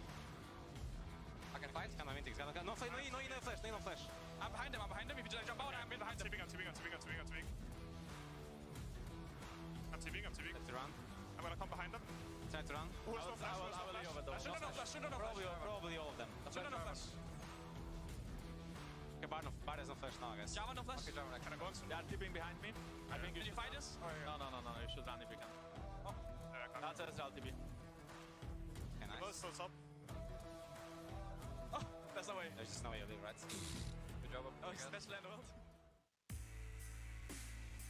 We just heard G2's comments from their game against Suning in the Sounds of the Game presented by Bose, and we're about to get into the second game of this best of 5 between G2 and Gen G. G2, well, it was a close early game. I think Gen G, getting those first 3 dragons would have felt that they were in a really good position, and then G2 were able to find picks constantly around side lanes and just take the game away from Gen G. Yeah, what I think is really interesting is I read a great tweet from Kelsey where she talked a lot about how G2's kind of doing what they have a habit of doing, of kind of defying the meta, where it's like, well, you don't have to fight for every Drake, you don't have to actually contest and go for all these team fights, you can actually just wait and look for these picks and play towards this like global comp, and I think it was very well done by G2. When we think back to G2 of last year, playing side lanes, strong mid game, that was actually what they were very well known for. Their early game has always kind of been... 喂，有冇人？ and I think that they kind of, they just mitigated that weakness, and I think that they did a great job in the mid game. So we'll see how things change in game 2. We heard from Yamato in the post game talk about how they wanted to see the Ornn ban removed and actually replaced with a Camille, but it looks like that they're going to keep to what they know for the time being, with Syndra and Ornn being taken off the board, and G2 looking to do the same with their set. Same bans on both sides so far, with the Graves being banned away here by Gen G. We'll see if G2 decide to switch things up. If they don't, Renekton will be removed. 好似係。 The start of a run back instead. Rascal says, anything you can do, I can do better. Okay. As he locks in the Camille. Cool, I like this response from Gen G. They're saying this in the I don't know. So, let's get ourselves the Camille. If you're going to take all these off the board, you can imagine that, excuse me, G2's going to look to respond with the volley band later on in the draft, but they could still get themselves the Twisted Fate and the Nidalee if they wanted to. Still very powerful champions, a very strong combo. They're actually going to lock in the Lilia though. Okay, we did see a Lilia from Jankos in the group stages. The question is, what are they going to pair up with it? Will we see an AD mid laner, or will we see the Twisted Fate once again for G2? Right now, having a little bit of a think, the Shen will come in. Okay. So the expectation here is that Wonder will pilot that in the top lane. However, support Shen is a thing, and Mickey is the sort of player that would bring out support Shen. So there is a bit of flexibility in this pick. Of course, it does work well into the Camille. You can block a lot of her damage by putting down your Spirit's Refuge, and there is the Nidalee answer from Khalid on Whoa, okay. Wait. This is just G2's come from the first game. Yeah, but this is also considered to be a very powerful draft on the current patch. Oh, it will be really funny if Gen G is like, wait a minute, your comp? My comp. They're going to lock in the Twisted Fate, alright. Gen G now get to showcase, well, anything you can do, we can do better. So We let's can have a do look better. and see how G2 respond, because yeah, they're going to give up the Nidalee, they're going to give up the Twisted Fate. Of course, G2 do have the Shen to try and match some of the global pressure. The question is, will they go for a Galio here? They'll be lacking a little bit in terms of damage. Nope, they're going to match it with the Silas. We saw this come out from Knight yesterday on top Esports when he played up against Fnatic. You can steal away that ultimate at level 6. You can look to try and match some of the Twisted Fate roams. I do think that right now he doesn't have the best ultimates to steal. Camille not that bad, but Nidalee really not that helpful. Yep. So we'll see how Gen G round out their comp and if there are any more valuable picks that Caps can look to take away. And the question is where we go in terms of AD carries. With the Kalista getting banned away, Gen G last time took away the Ashe, took away the Senna. But this time they will say, well, we don't want Mickey going onto his Pantheon and having that ability to get to a side lane as quickly as he could with the Grand Starfall. I wonder if Ashe is going to be high on the list here for G2. Yet to be banned away. I feel like Israel might be slightly higher on the priority list. When you have this comp from Gen G, you can see how easy it is to be able to look for picks, attack that bot side of the map, especially if Gen G can get themselves a strong 2 versus 2. And I think that Perk's Ezreal kind of makes the most sense in terms of being able to play safe, be able to play weak side, play a little bit more defensively. 唉，係咪又要轉定咧 ？G2 Gives you that little bit more range when you want to get into the fights. The curtain call can help. 使唔使轉定 G2 啊？ The combination between the deadly flourish and any damage from anyone else on your team, just locking someone up from long range. However, Gen G here, I'd love an Ashe. Like an arrow into a Destiny, into a gold card, into a Hexagold Maiden, like that is feeling so strong. Instead, they are looking towards the Ezreal, a little bit more safety, as you said. In the end, don't talk about it until it gets locked in, Medic. Like, Ruler is known, he played a lot of both Ashe and Ezreal during the regular season of the LCK. Both are big comfort picks for him, and I think that he was pretty happy to go either or. I think Gen G wanted a little bit more pick potential in their composition. We saw it from the Jhin from G2 last game. Now we're going to get to see it with the Ashe Arrow and the Tahm Kench. So when you kind of look at the team fight power, not the strongest of Gen G, the Nidalee and Twisted Fate become a little bit harder to execute later on into the game. Ooh, and I was going to say the problem is they don't really have a strong frontline or engage, but this is where I think the Leona is exceptionally valuable, going to give Gen G a lot more The champion. And it also makes it much easier to play through this lane as well. So G2 going to try and respond by offering that protection with the Tahm Kench, it looks like. So they will have the Tahm Kench and Shen to at least face check for G2 when looking to contest objectives, but they don't really have a reliable engage tool. Perhaps the Sylas is able to steal away something like the Leon. Min hot chocolate. As well. Maybe if the Sylas gets into melee range as the Shen come on top, they can use that as an opportunity. Maybe they have to try and use a pick, but I think that Gen G, in terms of their ability to actually start fights, come the mid-game, look for picks across the map, they have a very well-rounded and strong comp to be able to do that. So I'm excited. I think that Gen G already demonstrated that they can get big advantages in the laning phase against a team like G2 who's just in the mid-game where they kind of got picked apart. But with a comp like this, they can now answer and they can be the ones to be very aggressive come the mid-game. And I'm excited to see if they're able to do it up against G2 who did it so well in game 1. Gen G needs to show us just that little bit more map play in this game. It can't all come down to team fights, although they do have a relatively strong team fighting composition as well. G2, on the other hand, a little bit mix and match for this team. Picking the Sylas to make sure you don't answer the Twisted Fate. You don't have that sort of super sustained damage in a fight from something like an Ezreal or an Ashe. You have some ability to lock down, but also some ability to disengage. It doesn't feel as cohesive a composition as the one in game 1. Well, I think the early game will be a little bit slower, but we'll have to wait and see. I definitely agree with you. The composition is not quite as... 哇！終於攞完試啊！屌你老母！咩啊？終於攞完試啊！我完啦。我喺度。鬥戰棋 rank 先咯。哇！翻嚟啊！你揀咩？嚇你又翻嚟啦！你又翻嚟啦！食完啦，屌！頭先話咩？你哋玩咯，你玩住先咯。咁你哋啊？你玩住咩？你都玩咯。係咯。你直播睇住先咯。OK。好先咯。行咯。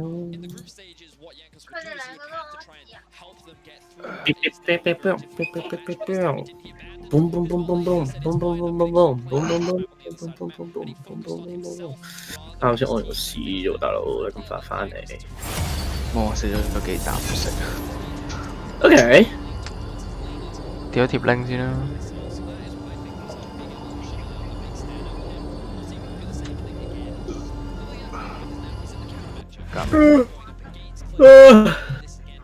嚇？你點話？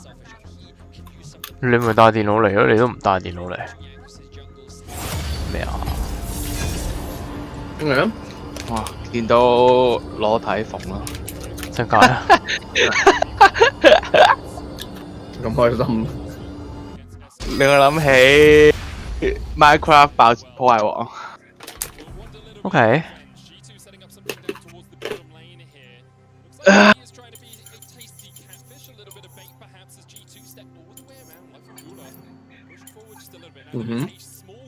All right.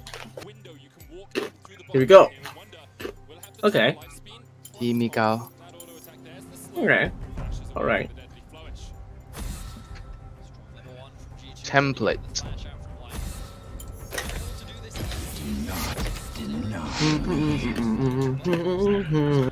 巴打星，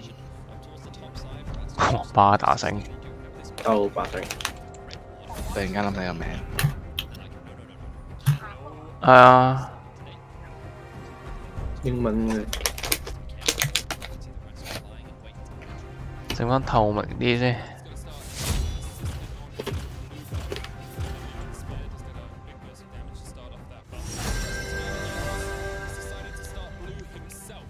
我唔記得有冇 skin 喎，咁睇啊？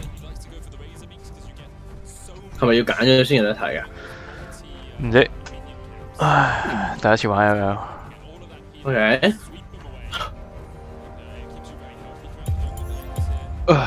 玩完冇 skin。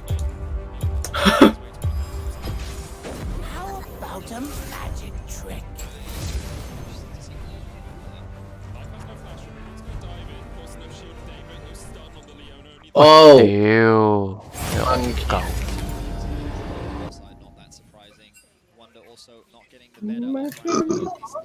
叻唔叻啊？我個 live。睇你點睇？屌，唔叻啊！冇，因為我自己睇有啲叻啫。108060。唔係 ，I mean 我喺個 iPad 度睇有啲叻，即係我個 set 嘅 monitor。你嗰下咪你係嗰下咪直接 playback 嚟㗎？嗰個係咩啊 ？OBS 嗰度啊 ，OBS 嗰個有啲叻咯。I mean 嗰啲冇辦法應該。加條 RAM 咯。嗰個兩條咯。插盡4條。似要儲翻10萬蚊砌機啊！係正到，正到良心企業，真心講嘅。應該要砌多2部機咯。點解？俾5到咗成14,000蚊。咩啊？咩14,000蚊？哦，屌！喂，爭我個7000幾時還？有關你事嘅。我重住咗50股落去 ，rap 咗。咩啊？你走咗啦？冇啊，留喺度啊。屌，你走啦！跌到唔入肉50。你咁早入？你咩位啊？1.8啫嘛，1.7啫嘛。1.7 OK 啊？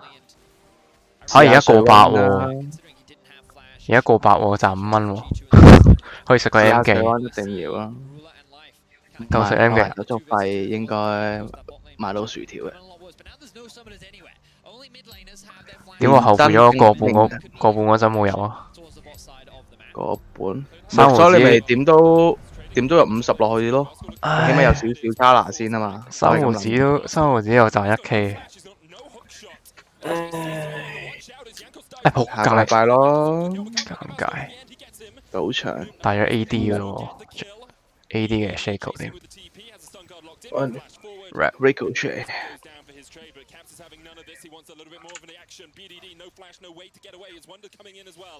There's the taunt alongside the stun. BDD falls. Okay, so a lot more action in this early game compared to last game. Medic already 4 kills on the board. 幾好啊！我個透明做得。冇。So basically what happened is Clid was able to get double scuttle. That's important to note because right now he's been taking advantage of the fact that Jankos went for early ganks. 可以再唔使咁透啊！透到個人都唔撚見咗。唔係我睇緊嘢啫。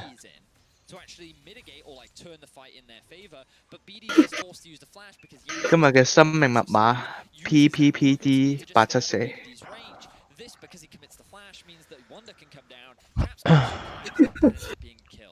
生命密碼唔知你有冇搞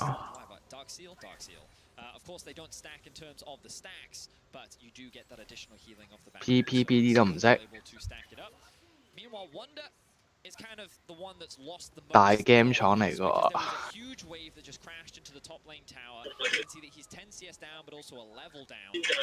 OK。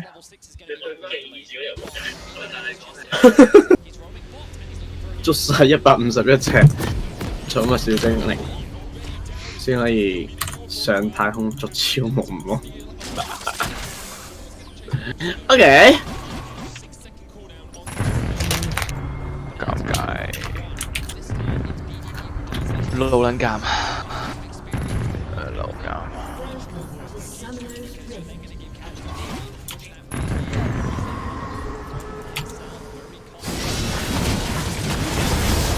咁嘅天氣，介紹啲嘢食。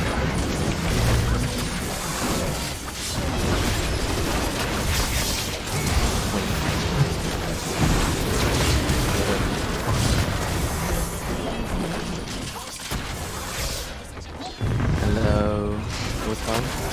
Hello。河係咩啊？樹佬。樹人啊。OK 嘅，我哋都幾撚煩。係啊。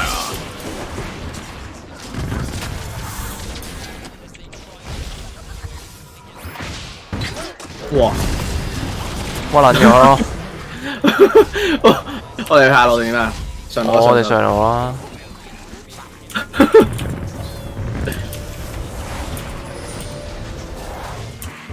feel 到我哋應該好屈咯。應該幾咁煩喎，真係。係。P下8下就嗰啲。唔係啊。唔係啊。純粹屈機咋。睇下先啦。煩咯。10。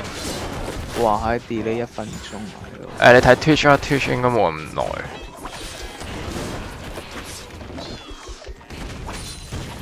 冇火嚟 Twitch。我 send 咗出嚟。DJ。哇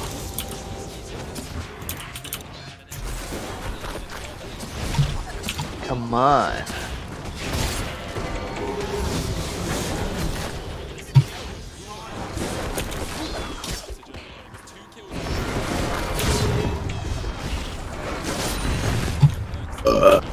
冇人想同佢同路嘅，點解好似？係咪有 jungle 啊？咁撚戇鳩。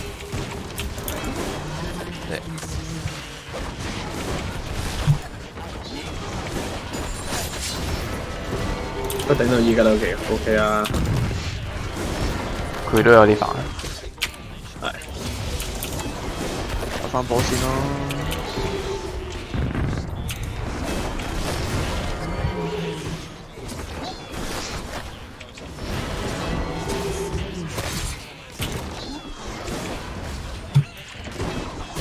問衫咩 ？OK。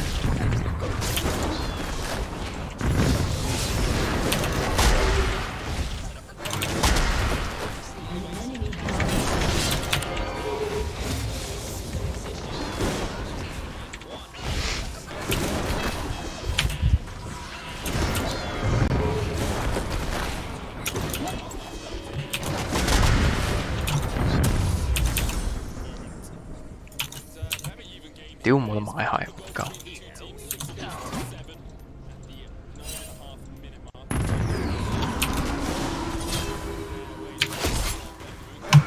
Come on, James！ 哇屌！醫咗人隻冰度。見到。rap 歌。放下啲地雷先。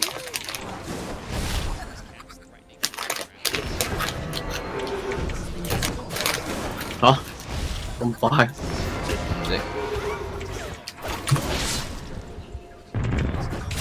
？OK。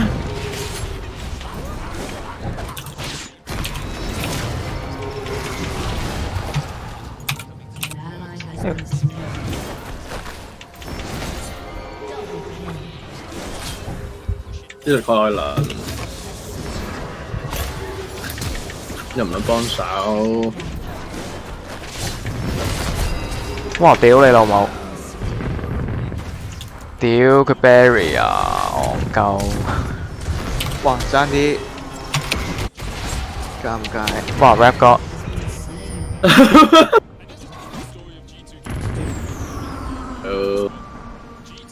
有冇垃圾？咁樣樣，咁樣啱。正解咯，兩個垃圾，你同佢咯。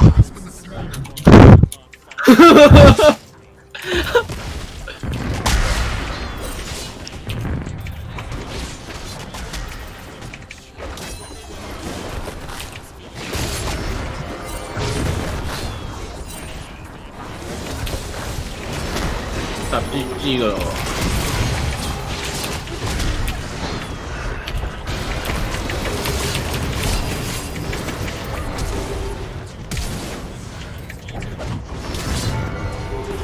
OK， 哇，都幾得屈喎佢個盾。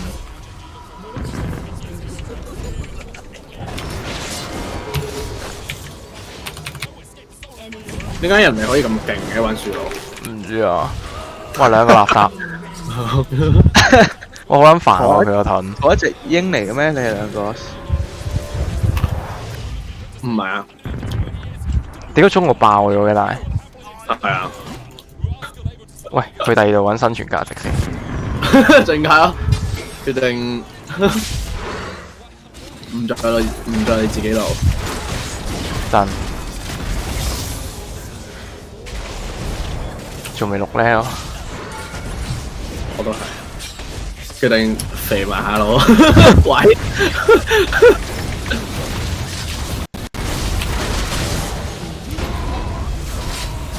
咩事啊？應該唔關我事㗎。應該唔關我事。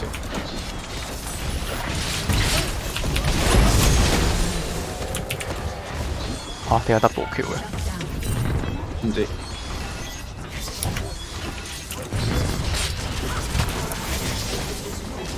決定放棄。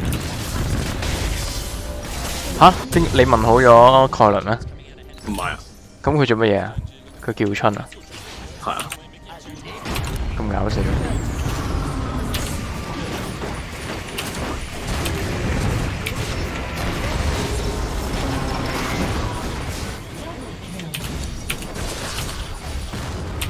傻閪。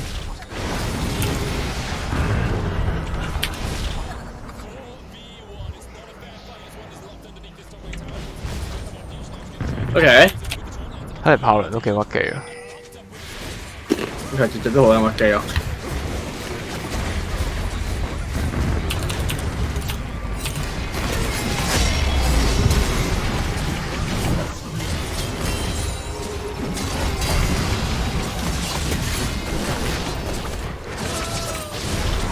！rap 屌，又你又了，兩位垃圾。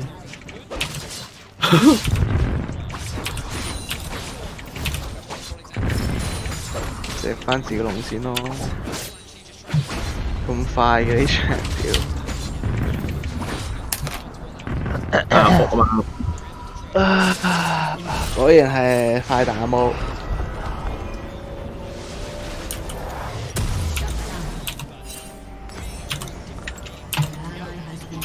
哇！下路上一波先。OK。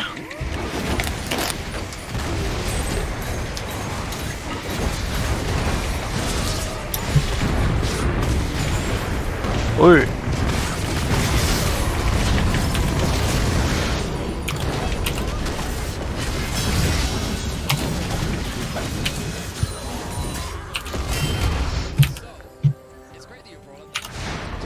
喂，你老母唔關我事。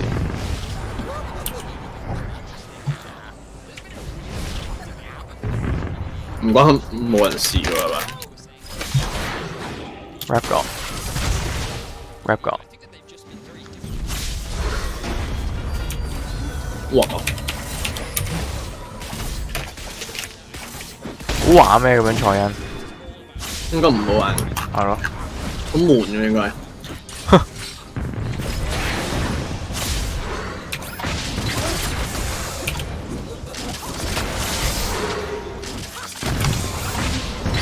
執頭。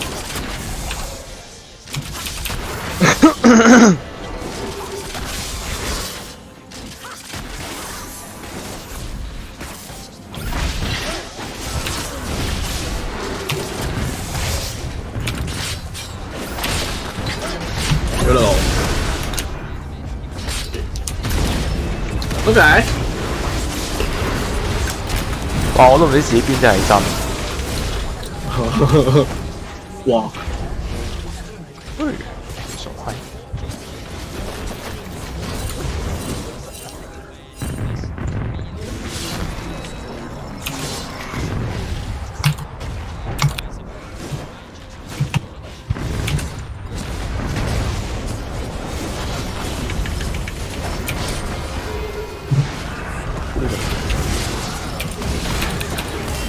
究竟大家有冇開冷氣而家？有啊。唔開1-1而家。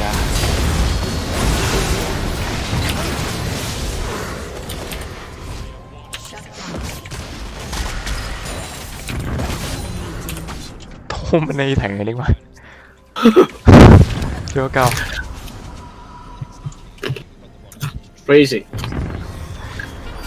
Crazy people. Crazy company. rap 角。唉。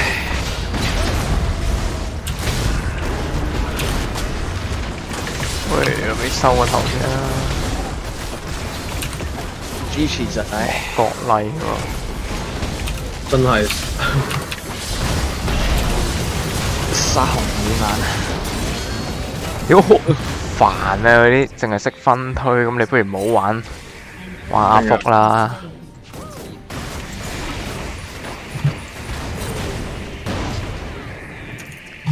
應該都覺得幾咁悶啫。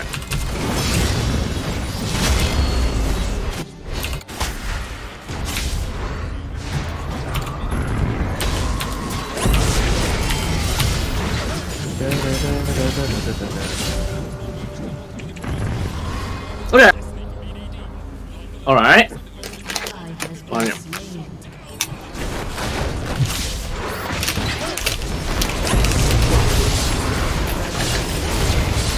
喂，屌你老母！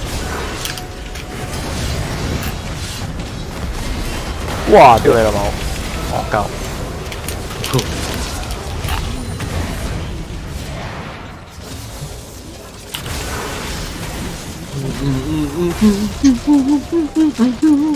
喂，唔玩鋪先咯。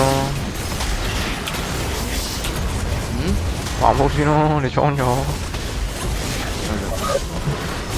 已經冇得買。玩鋪 armor 先咯。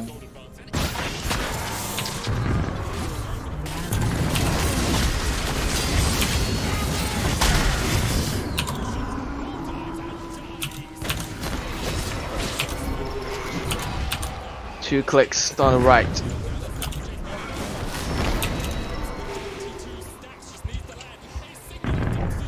死白痴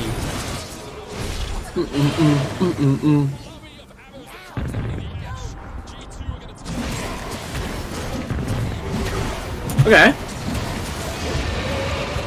等我哋。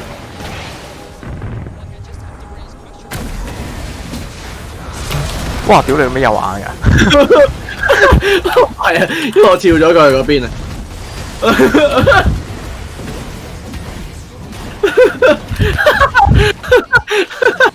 喂，我跳咗去嗰度啦，跟住佢哋。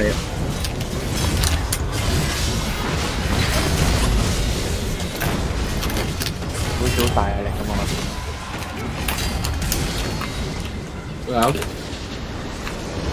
！report 定咩？report 定先。誠意。Fucking cheater。夜曲係嘛？惡意言論、語言騷擾。惡意言論。OK。喂，檢錯隻謀愛。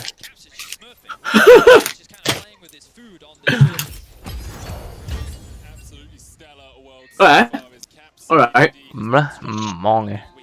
喂，唔玩啦，等緊你。玩啦，你玩先咯，RAFT我講咯。如果你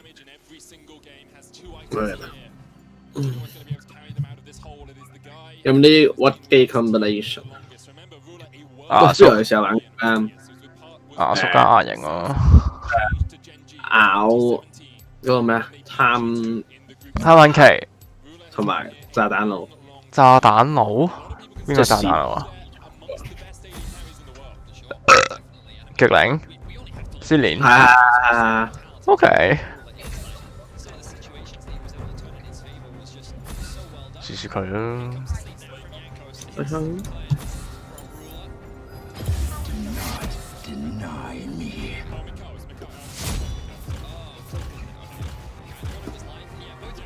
咁啊！哇，3個啤一樣喎。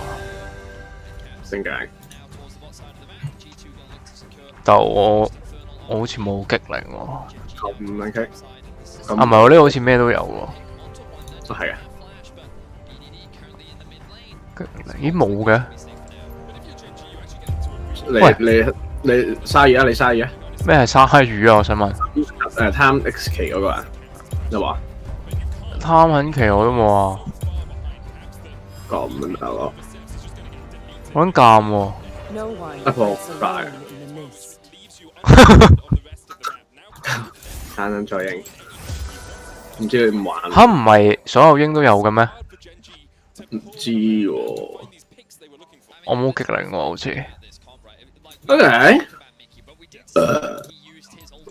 唔識玩佢。唔知。唔識玩 swine。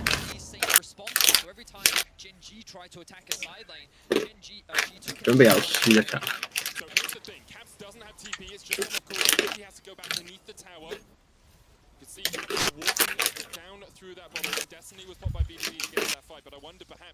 班主席都。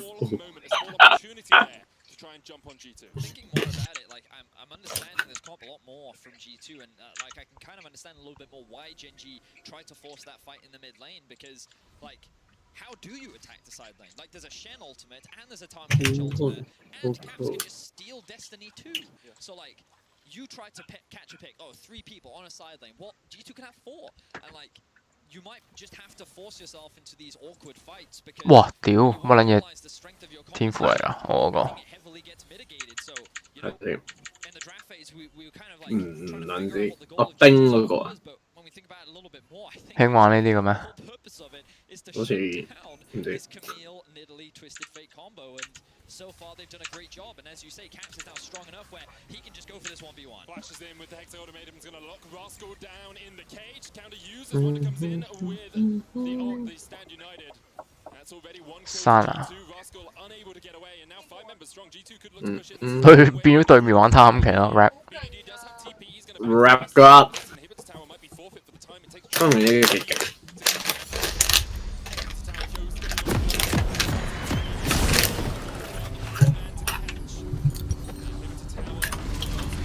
Okay.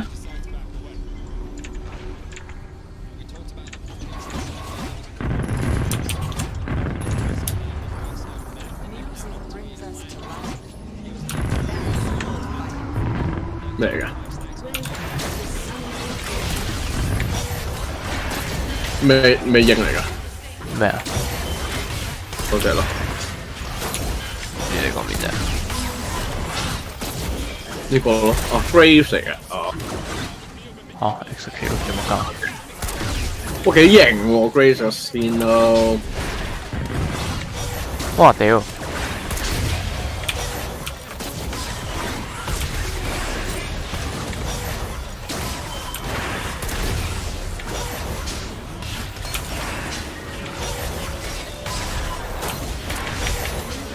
屌你老母！一個。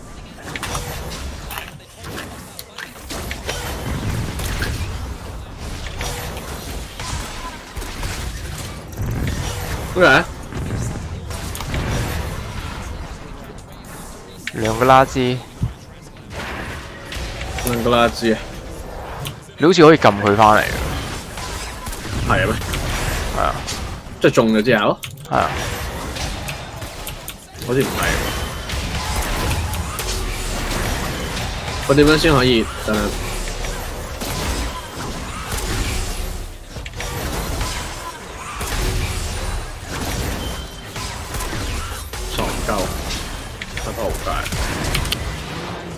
OK。哇 ，rap 哥。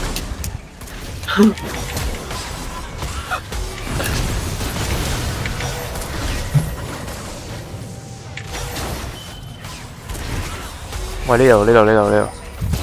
見到。係升咗兩咩先？我係應該點樣嘅咧？即係哦，會。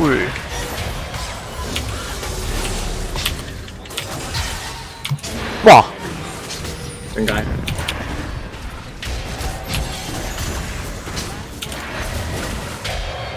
我係咁中喎，屌你老母！又中。邊撚到啊佢？呢度。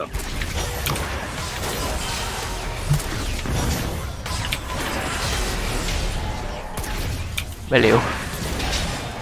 我唔知點解我覺得，哇！符碌，哇好撚多人喂！喂，屌戇鳩走落呢度，邊撚戇鳩啊？成班戇鳩。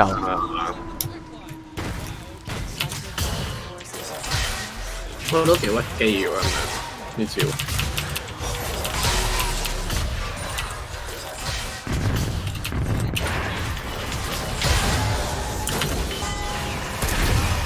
有乜用咧？你講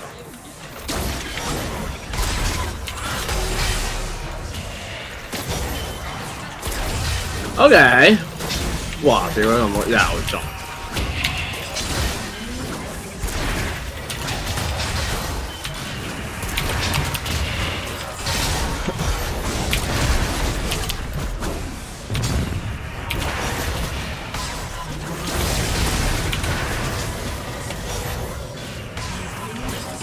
哇屌戇鳩！邊度？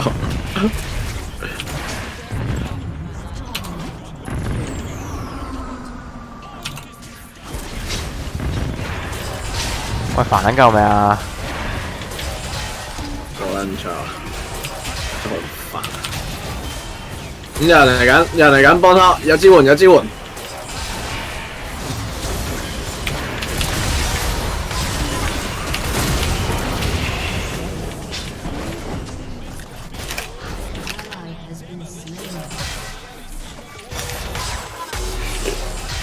啊！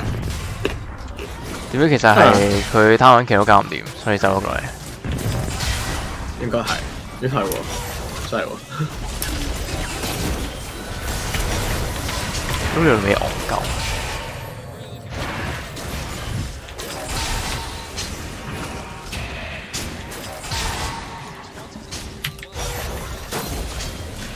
算啦，佢喺塔度算死喎。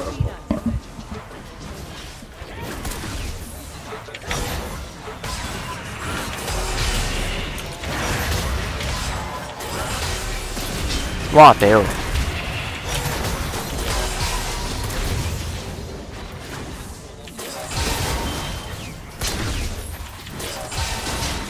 哇！佢又中。哇！我咁煩喎。係啊。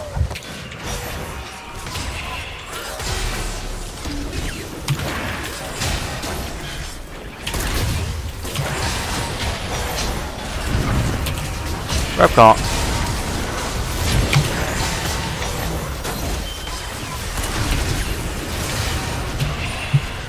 係，有冇力得你？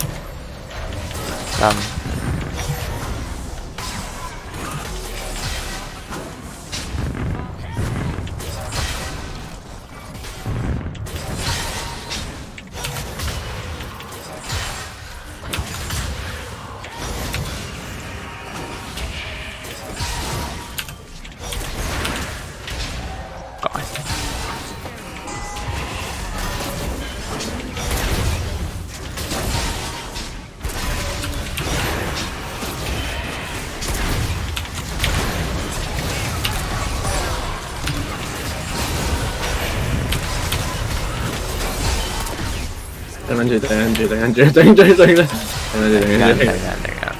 講緊你，講緊你。你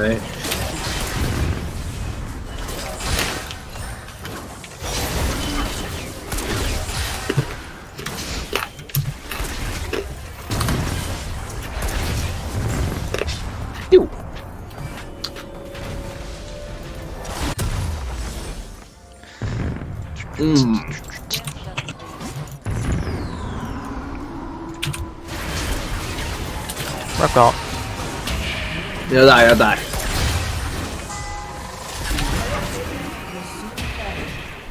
開大，唔使啱唔得咯。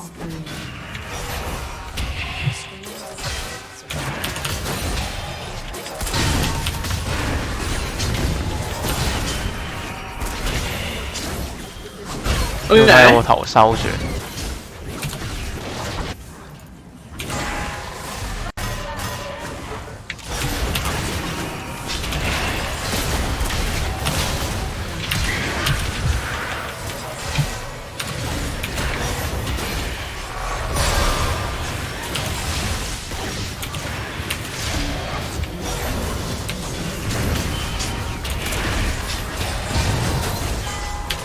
能夠。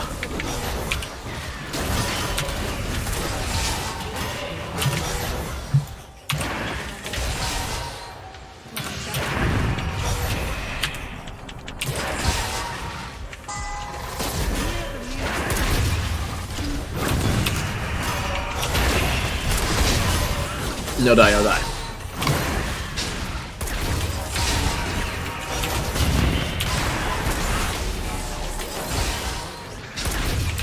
腰嚟老母！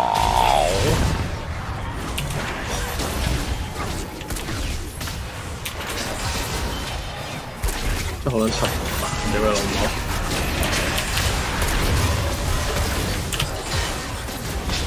哇！咩料嘅貪撚技？哇！係咁又盾咯，似係。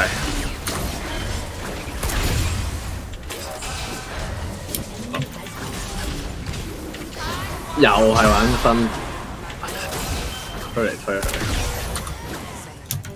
咩嘅？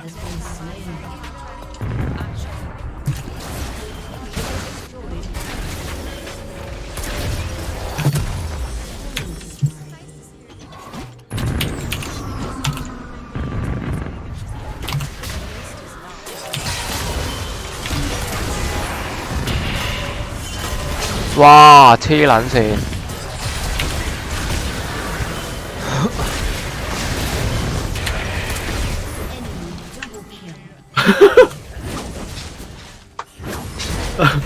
！C 溫係咁中，點鳩佢？屌你老母！唉，喂，屌！原來你係 C 溫，收。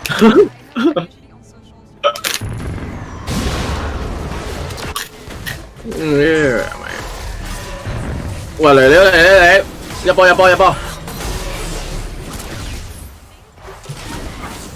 屌你 C 溫又中，俾人一波！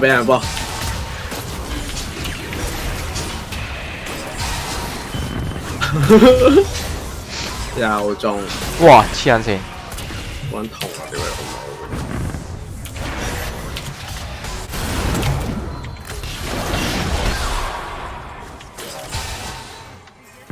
屌你未返屋企算 ？OK。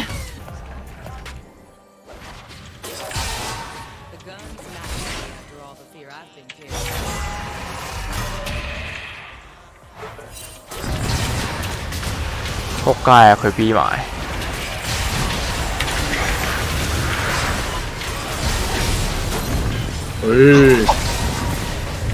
喂人！有幫頭 ，rap 角。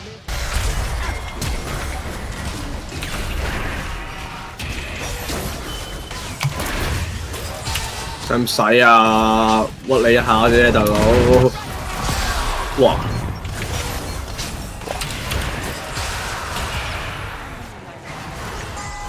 哇！我 rap 角，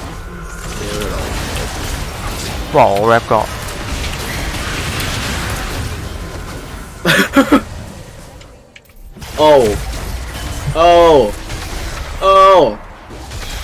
哦，唉，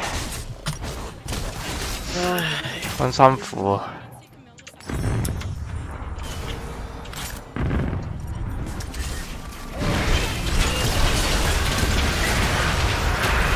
OK。rap。 Must be getting good at it. The grave is silent.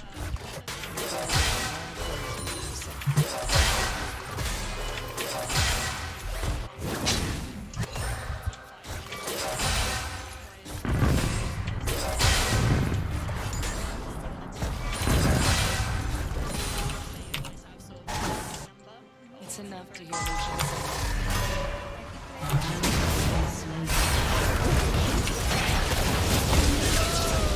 都好戇鳩。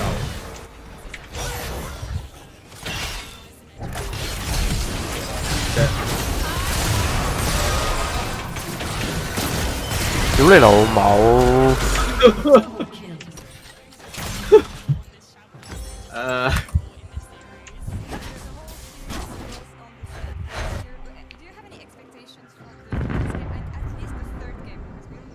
唔知去邊啊？ Your turret has been destroyed.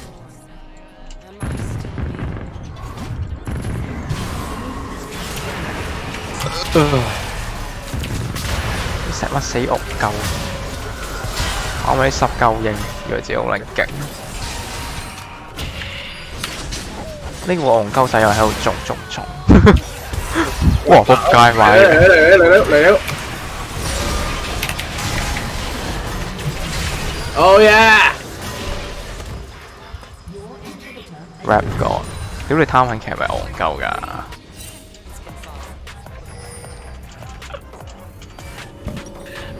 唉，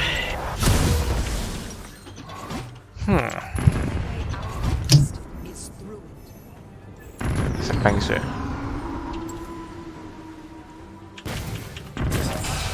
哇！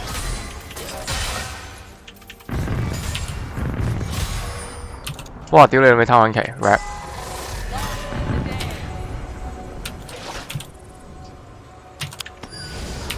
哇！屌你老味戇鳩。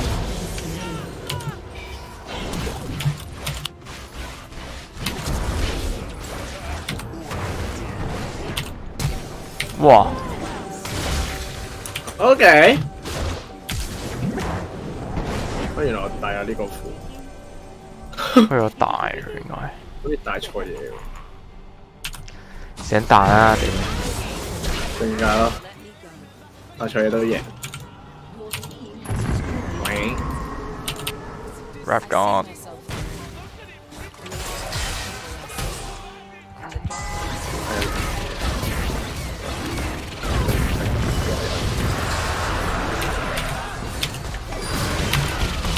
哇！勁到。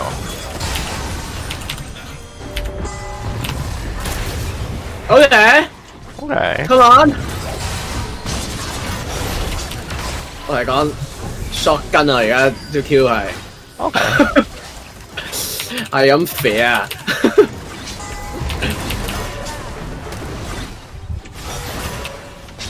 哇 ！rap god。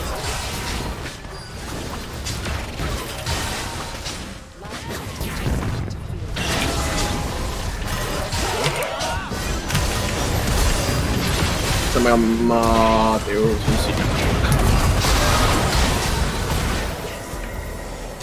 哇！屌你老母戇鳩！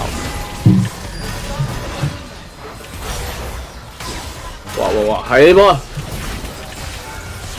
靚啊！喂！哇 ！rap god！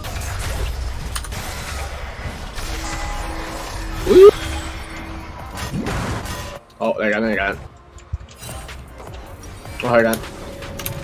誠意。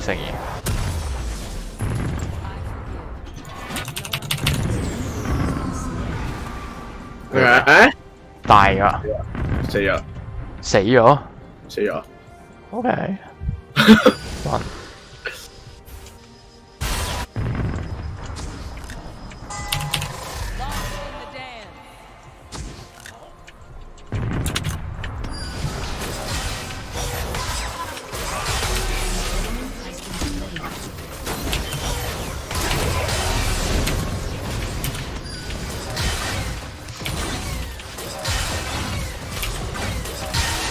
又嚟啊！貪緊期，兩間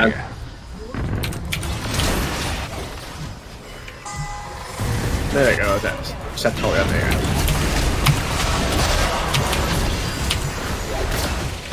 喂！哇屌！列德利，我要做啲乜嘢？哇屌你老味！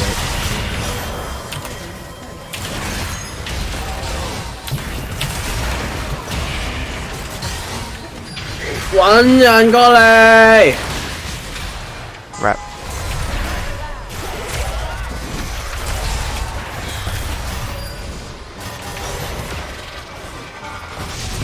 哇！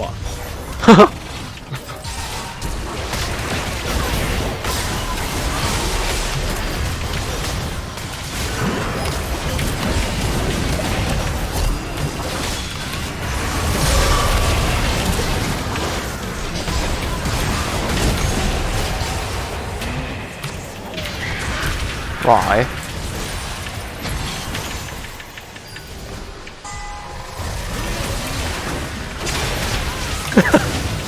喂 ！rap 咗。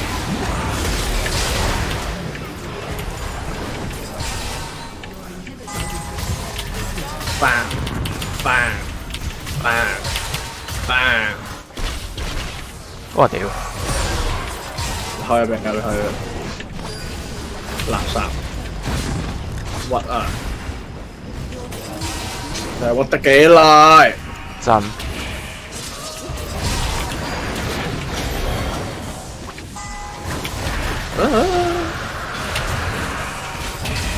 最後都係我笑到最後啊！同你講真。就吹嘅。唉，咁撚多人睇唔到呢？差唔多。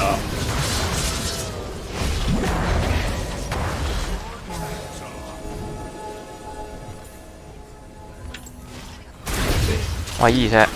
好嘢。OK。係。五公子有咩幫到你？教咩？唉，咁。走完。慢慢咯。轉 game 轉戰棋咯，喂。係。你打住先啦，今晚。嚇！喂，屌你老味臭閪！哇！勁到〜哇！嚇死佢俾二隻超大嚇親。見到。咦？咪食飯咩？要。咁埋嚟食飯先咯。隻準係咪冇血㗎？好似唔係，敷血。OK。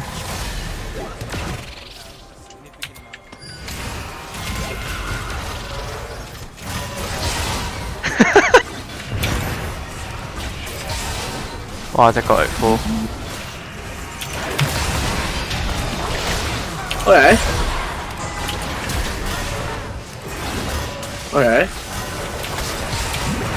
俾佢打呢隻嘅，但係。哦。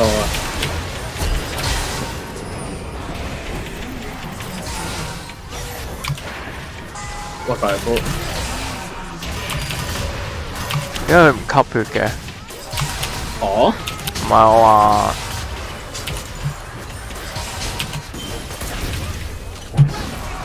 咪咯！屌你老母臭！喂！GG。問好先啦，屌！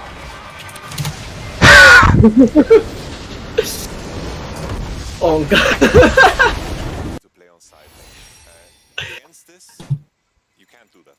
With just remove it. Just remove the twist. Remove the canal. Don't play it because I think it just comes down to. 笑呀！私家 rap。哇！唔敢睇。係。準備食嘢 rap 先。OK。try to find something else that works then. They will be on the red side for this game, but we have to talk about the elephant in the room and on the Rift. Caps is smurfing on these games, and I think it's one of these cases where you don't really get anything about trying to ban him out completely, right? It is all about finding the different solutions for your team. Do you agree with that? Yeah, definitely. I mean, this guy has a champion Ocean, and I feel like he's definitely on point. We haven't seen too much craps, we're just seeing claps only. And I think that the answer they had into the TF was actually really strong. They did draft quite a heavy AP topside on the side of G2, but it looked like it worked, but we are going to set ban straight away. Yeah, the set ban I like a lot because it's a life classic on the bot lane. I think anything that makes bot lane less explosive is good for them. I think the Tahm Kench was beautiful into the other champions, and I think Kalista ban is also good. Anything that just calms the bottom side down. And I think the thing I like about the Kalista ban is they initially played Kalista on blue side, so counterpicking support's a lot harder. This time they ban it on the red side, so they know if they want to the Kalista, they can get counterpick support as well. Could really affect the bot lane. But Lilia being banned out kind of raises up the Graves Nidalee prio. If both of those are banned out, then it's looking at something like a Kindred. What is the biggest prio here when you look at kind of overarching trends? Because it looks like the bot lane, G2 are fine giving Ruler things that he's comfortable on regardless, and it kind of becomes a non-factor in terms of draft at least. Yeah, I think the current bot meta is kind of docile. It's with the Ashe and the Senna and the Ezreal. You don't have those hyper carries. You're not going to see Ruler bust out like a Twitch that makes like, oh, he's on a timer, he's going to scale. It's just, it's tough to force those crazy matchups. Yeah, and that's the Graves first pick. With Lilia and Nidalee being down, it's a bit OP. I think AP junglers are what count as Graves right now, so we'll have to see what Clid wants to pull out. He's going to pull out something like the Kindred. Saw a lot in yesterday's series, but I'm looking at the ADs here. I think it's pretty strong in this series. 燒爆嘴。喂，有人咩？我哋要睇啊 JFFT 蓋倫神041 041即係正係殺零死4啊！一助攻係咪咁樣啊？係幾勁你話？有料啊！玩得啦，憑呢樣嘢嚟咯！傳説對決等咯。傳一傳先咯。唔知點解喎，我真係手機 game，我覺得當初係我玩傳説對決嘅，佢哋一齊玩。嗰種點解咧？嗰種操作簡單啲啊，冇問題咯。簡單啲嘅。真撈太複雜啦，我覺得我太嘥時間。即係點啊？始終嗰隻係一個手機版咧，咁佢一定會整到你係好快就上手噶嘛。係冇咁多掣撳。出電話版啦，就嚟。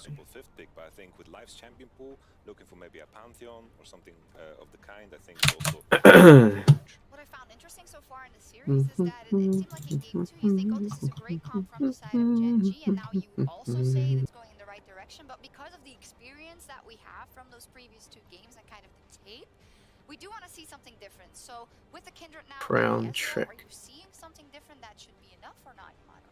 I'm not sure. I feel like Kindred and Ezreal fit that gear and are decent with Silas because he wants to, of course, commit, and Kindred love those situations.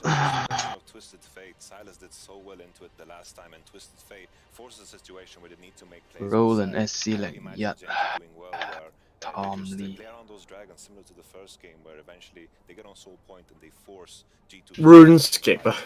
哇，咁靚嘅RuneScape。First of all, you're playing an 80 AP mid jungle mixed damage into the Sylas. Playing double AP into Sylas, Merchant's first item is really difficult to shut him down. And I also like the Pantheon ban. 雖然都唔係好靚。怎樣靚先？都幾人衰。收到。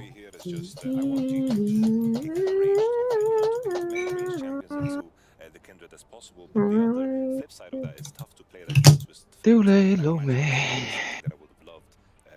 The Sion matchup makes the top matchup really good for them. They could just lock in Shen here. But I just don't think the Sion is so good here. If you're going to play TF, you're playing over size. If you're playing a 1-4 comp with TF, it doesn't make much sense. And Ezreal's bot. Exactly, and Ezreal's bot, so you don't have too much playmaking. I like this adaptation slightly more. I don't think Ezreal time is that good of a lane. They're going to get a really good counter pick on support here.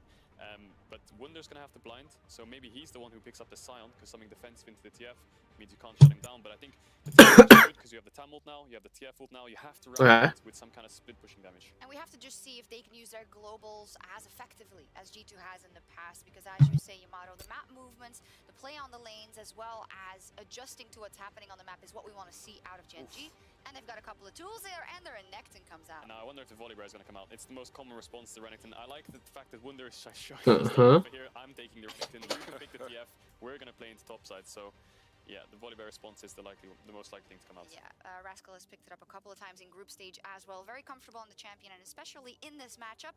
We've got the comps rounded out and some different looks coming out of both sides. Yamato, what is your final judgment on the draft on both sides? Honestly, I like what Gen G brought to the table. I think with the Twisted Fate and the Kindred, I think locking in Silas and Kindred so much value. G2 really need to be the ones engaging into an Ezreal TF Kindred, which is going to be super hard on the 5v5s. And I think the idea of the game is very streamlined, just playing to the top side, which I like less. But Ruler, his Ezreal is very, very good. I think this is the best Gen G draft we saw so far. I think Gen G swapped it up. They're not playing into bot anymore. They have Ezreal Tam. That's a very safe farming lane. I think playing into top side is what you're looking at here. I think the Volibear does win for Renekton, especially with the TF ult. So if G2 don't find a way to shut this down, really find a way to win the 3v3 top side, I think they're going to struggle, and Gen G could pick up this game.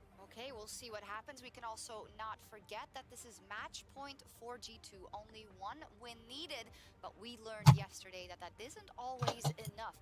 Gen G stepping onto the Rift with a strong draft and big chances in this game. We're going to see the coaches.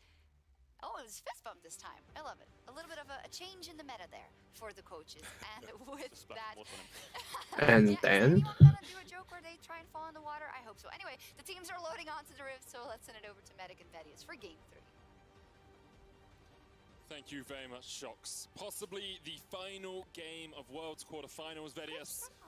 Very different positions from both teams here, as Yamato said. It feels like Gen G are deciding to leave Ruler a little bit more alone in this game and play towards the end. Okay. What we've seen from Ruler and Life in these early game 2v2s is that they've been quite good. So I think that just giving them the freedom to be a little bit more on the weak side, like playing a little bit more defensively. We'll see how they manage. This is a very defensive bot lane, you know, Ezreal plus the Tahm Kench, obviously a very difficult one to kill.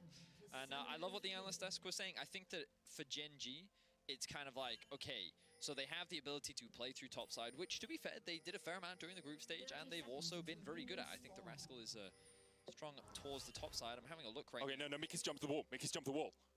We used to see Fnatic do this all the time. Hylissang, he sneaks behind people. BDD won't have heard that sound that we heard as Mickey jumped over the wall, and now Mickey can just flank over there, wait for the W cooldown.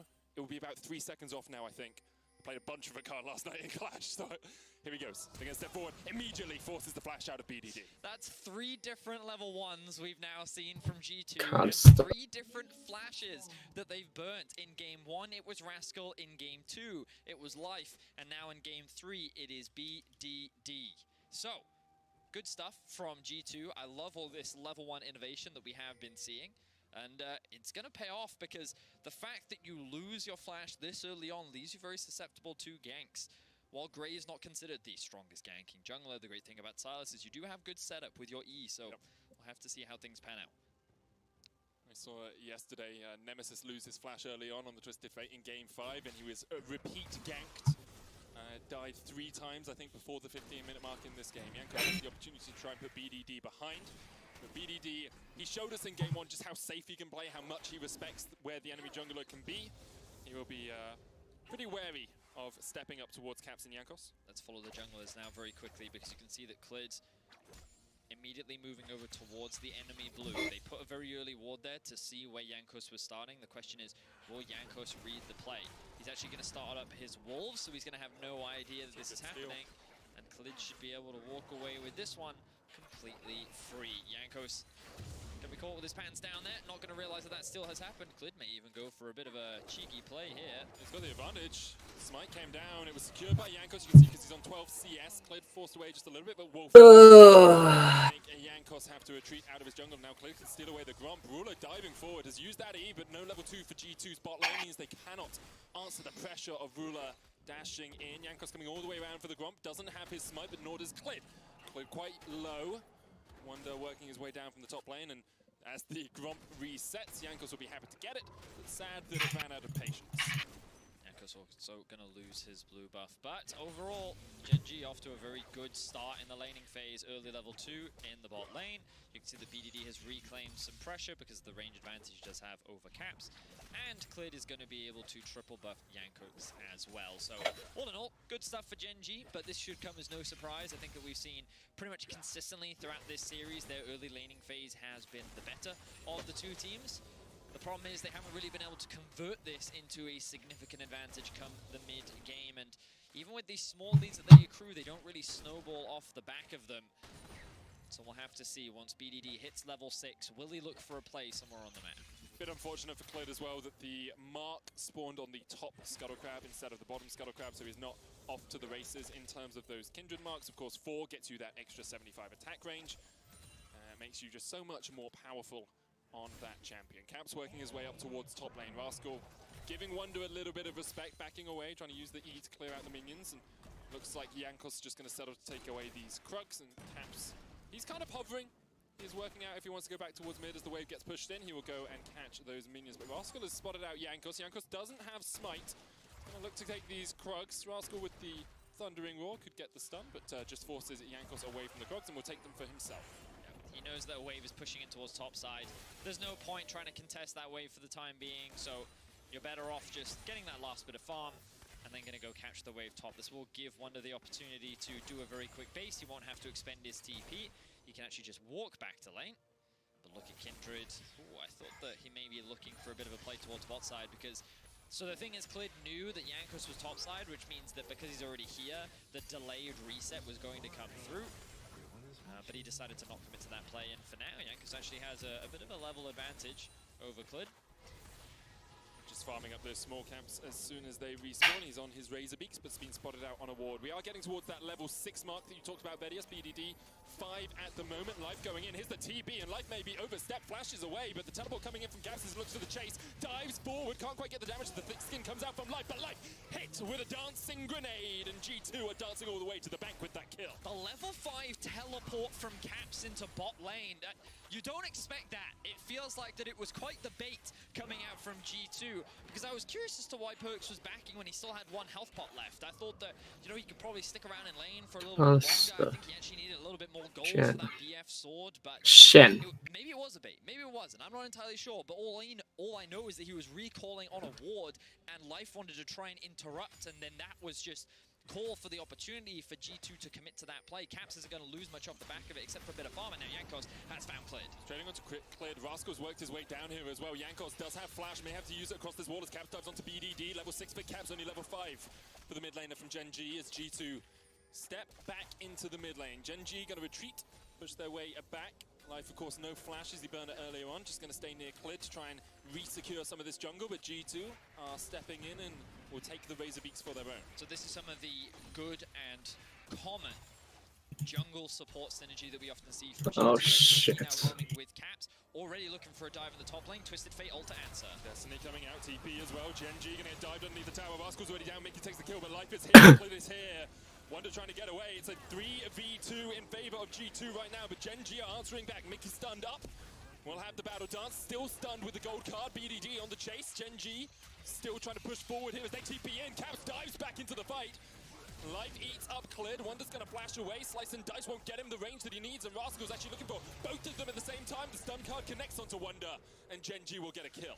So what surprises me is that G2 were able to get away with what they did. They only end up losing 1 member there, but think about what that cost them.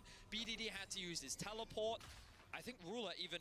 Did he burn his flash in that play, or was that in the play in the bot lane? Because for some reason he does not have his flash, and I don't remember him burning it. In any case, like, the fact that so much was expended and G2 end up getting a 1-for-1 overall, I think G2 is pretty happy with that. And now they're still looking for Clid. Caps is not done with his rogues.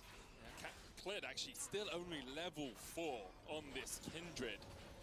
Was able to get an assist in that last fight. You can see he's only a single jungle item. They go for the dive early on. And I love that he steals away the Volibear ultimate to make this dive that much easier. And I think that G2's thinking they can actually turn this. And if it weren't for the TP here from BDD, I think G2 would have committed to the fight. But BDD does join. Mickey then uses his E, uses the second E. And then looks like they're going to re-engage because he's only level 4. But this is then the power of the Tahm Kench keeping the Kindred alive, which buys enough time for Rascal to join the fray.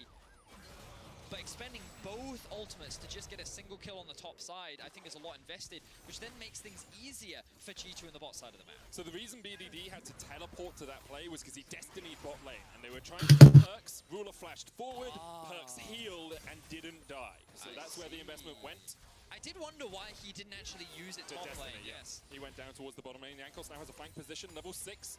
Gen.G, a little bit underneath their tower. So we just talked about it, no teleports, no Destiny. That control ward was outside of the bush, so they don't know that Yankos is waiting, and Caps comes in with a Destiny of his own. He has a date with the semi-finals, and G2 take 2 in the bottom lane. Oh my word, G2 using BDD's ult against him, being able to set up that dive, and it's just a good punish, because we talked already about the lack of teleports. Gen.G can't respond to this play. The only thing Gen.G can do is sack that farm, and they decided not to do it. They can't respond. G2 sent 5 people bot lane, and sure, Caps is down like 20 CS. He is behind in experience, but the benefits that his team are getting off the back of these roams is just huge for G2. I mean, you just have to look at his performance in the first game as well. Had such a stellar, in the second game, sorry, such a stellar performance on that side. So now that control ward is not in the bush, Vedius. You talked about it, Medic. He does not spot him out. I think the TP from Wonder wasn't really necessary, but hey, he wants to get involved in the action as well. I think he also recognizes that he's on the weak side of the map, so why not invest the TP under the risk of potentially getting dived? Is able to avoid it. It means the G2 Jeez, Calister.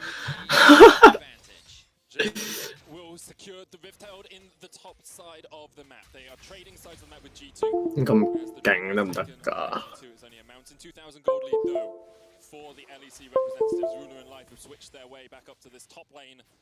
And Life is actually a little bit behind in this lane. Now he has been dived a couple of times by G2, which will cost you a little bit, but even in the previous games, you know, he was getting a CS, getting a few kills, and you could kind of rely on Ruler to be a carry in the later portion of the game. Here, this Ezreal is going to take just that little bit more time to scale up. Yes, he certainly is, Medic. You just look at the difference in itemization between the two AD carries.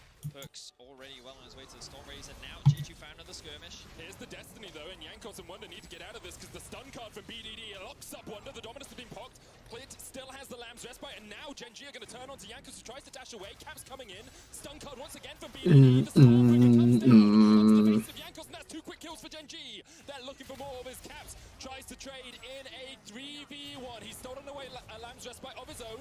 We'll pop it down immediately, but look at the healing this is giving over to Gen.G as well. Caps in a 1v3 can do nothing. Gen.G find 3 in the bottom river. And this was a much needed skirmish for Gen.G. They needed to slow down the snowball that G2 was starting to mount. They get a huge punish in the river, and BDD is able to get a good ultimate off on the Twisted Fate. Huge punish, they're going to close the gold gap. Clit is going to get a mark. He's finally going to hit level 7. And this is a big deal for Gen.G. Yeah, BDD now 3-0-1 on this Twisted Fate. The Rod of Ages will be complete when he backs, and you can see Gen.G are very ready to take the fight against G2. So in the 2 versus 2, this is actually fine, but of course it's not a 2 versus 2, it's a 3 versus 2 because of the good ultimate there from BDD, and I think that what they wanted to do was force Clit to use his ultimate so that there's enough time for Caps to join the fight, but they weren't able to make it happen, and Rascal walks away with his life. He's also going to get a bit of health back. Very well done from the Gen.G trio. Keeps that gold within about 500 between the two teams. Wonder's going to tank up a couple of tower shots in the bottom lane as he walks away from this wave. Plates still very much on the menu for the next 2 minutes here, Vedia. So if Wonder pushing in, doesn't know where Clit is, doesn't know where Rascal is, so doesn't want to overstep. And BDD's Destiny is actually almost half the way off cooldown, over half the way off cooldown, Vedia. So I was just about to mention that Mickey just upgraded his support item, and I noticed that Life hadn't yet, so I thought we were going to see a big vision difference there, but fortunately for Life, just as he's resetting, was able to get that upgrade as well, which means that both supports on the map, and now we should expect to see more roaming from both Mickey and Life. We already saw them getting involved in the action. You can see that the kill participation for Mickey is 4 out of 4, so he's been very important in setting up a lot of these plays for the team. But let's see where he looks to set up his vision. Right now, it's the top side for G2. And you get to this point of the game sometimes, Vedius, it's like, well, there's no Rift Herald, there's no Dragon, there are plates to play around, but do you do you really need to be looking for a fight at this point as either of these two teams? Well, if you're G2, probably. Oh yeah, because I mean they just enjoy fighting, but like, is there something that they should be fighting over specifically? Well, so I think that if you can get more plates, as you mentioned, like, yes, but I think the bigger thing is actually enemy jungle vision control. And I was just about to bring up this red buff that's on our screen, because denying enemy farm, denying enemy experience is very important. So we see a bit of a skirmish on top. Jankos is getting out, though. Jankos is out, Perks on his way as well, has to flash away. BDD, but the Ghost gets the stun card onto Mickey, and here comes the Abyssal Voyage. Life and Clid on the chase for Perks here. He uses heal to try and get the extra movement speed. True Shot Barrage is going to connect, but not too much more damage. Mickey dances over the wall, and in the end, G2 get out, but Gen G are the ones to chase them out of there. I like the response here from Gen G. They recognized what G2 was trying to do, and they shut them down. No red buff will be lost. No camps will be stolen, and they're even able to get a bunch of plates. So Gen G doing a great job of slowing down the aggression. G2 were at a 2k gold advantage, and Gen G have been able to bring it back to equal. And BDD on this Twisted Fate having a much better performance. Game 1 he wasn't really, or Game 2 rather, he wasn't really able to have much impact on this Twisted Fate, but getting involved in that river fight, countering this player towards the top side, you could feel that Twisted Fate being much more impactful. Very experienced player, BDD, of course, and as you say, now he's got the Sheen, the Rod of Ages stacking up. Looking to get into these side lanes and really help Gen G get back into this series, because they're currently 2-0 down. Last time they came to Worlds in 2018, Vedius, it was a dire performance for them. 1-5 in the group stage as Ruler may be caught out here. Mickey does have the quickness, but an Ezreal is a very difficult target to lock down, and Gen G, I think, topping their group was a degree of redemption for this organization, and now the question is, like, a loss to G2 in a quick 3-0 would feel pretty demoralizing, I think. But maybe if they can start fighting back, then they can make their way back towards the finals. The organization, world champions twice, finalists once, and every time they've made it out of groups, they've made it to the finals. However, Jankos also has a bit of a legacy of his own. Every time he has gone to Worlds, the lowest he's gotten is a semi-finals. You know, 2 semi-finals, 1 World Final. Internationally, Jankos has quite the record, and one of those records is going to be broken today. Right now, G2 is, of course, set up for success, but we've seen reverse sweeps before. One, but we saw it. I mean, I close my eyes a lot at the end, to be honest. But we'll see how Gen G are able to bounce back. If they can, of course, the game is very even. They've done a great job, and right now they're kind of getting that Drake fight that they've wanted for this whole series. G2 has had a habit of just trading on the other side of the map. They've not really ever gone for it, and they've avoided fighting Gen G as much as possible, but they might not get that opportunity. Gold card coming out with the charm, unable to find BDD. Clid now diving in, he's charmed immediately. Lamb's Spike comes down just in time. Clid able to save his life. BDD going in with the stun card once again onto Jankos, but Clid, look at how low he is. Wonder slices and dices up Gen G. 2 quick kills to G2, and Rascal is running for the hills, but the Stormbringer is brought down. And it's Clid that gets caught out, and at the moment it looks like he's about to get away. The Crocodile comes in from down south and tears them apart. Caps almost loses his life, but he is dancing on the edge of death as Ruler is looking to get something back for Gen G. That gold lead once again mounts for G2. They'll secure the second Drake. They'll secure the mid-tier 1. And G2 are looking to continue that title of being the LCK killers. 3k gold lead now, looking to 3-0. Still a long way left to end out this game, but they are looking dominant. 12-6 all time before this series versus LCK teams. Now 14-6, looking to make it 15. So here, Clid coming in from the flank. The last tick of the charm from Mickey catches Clid out, and then the positioning of BDD is very awkward. He realizes the Rascal's coming in, but this is the important part. Wonder on the flank. Like, Gen G were just uncoordinated, and huge props to Mickey for finding that out again.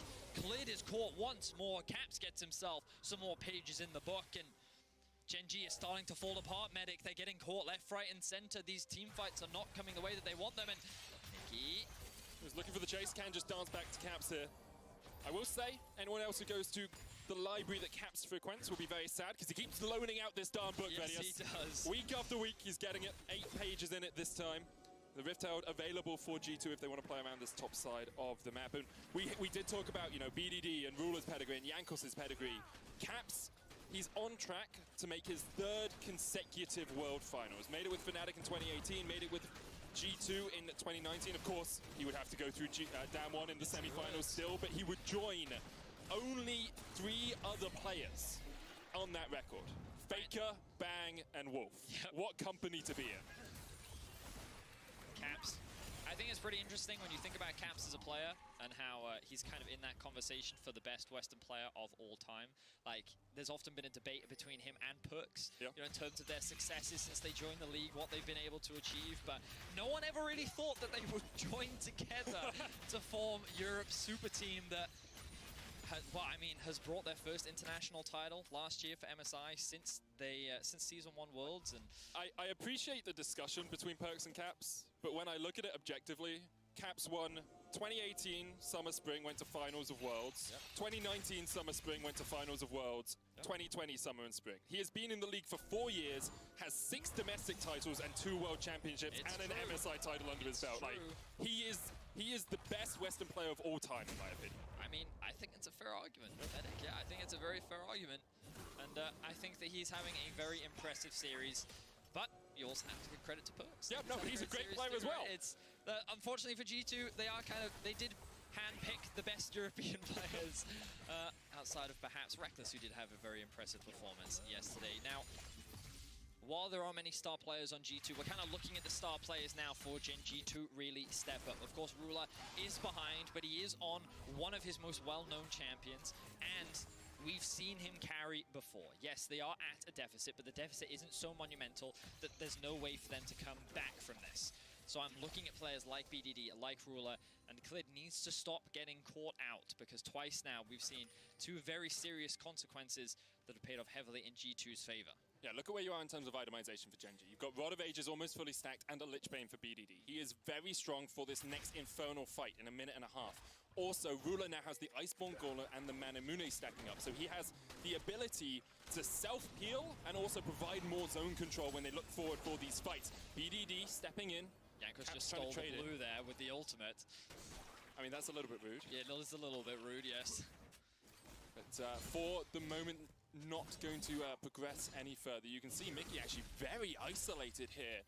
The vision control from G2 is helping him be a little bit more aggressive than perhaps he should, because Gen G do not know that no one is behind him. But if they dived on him there, I'm pretty sure Mickey would have been an easy kill to pick up.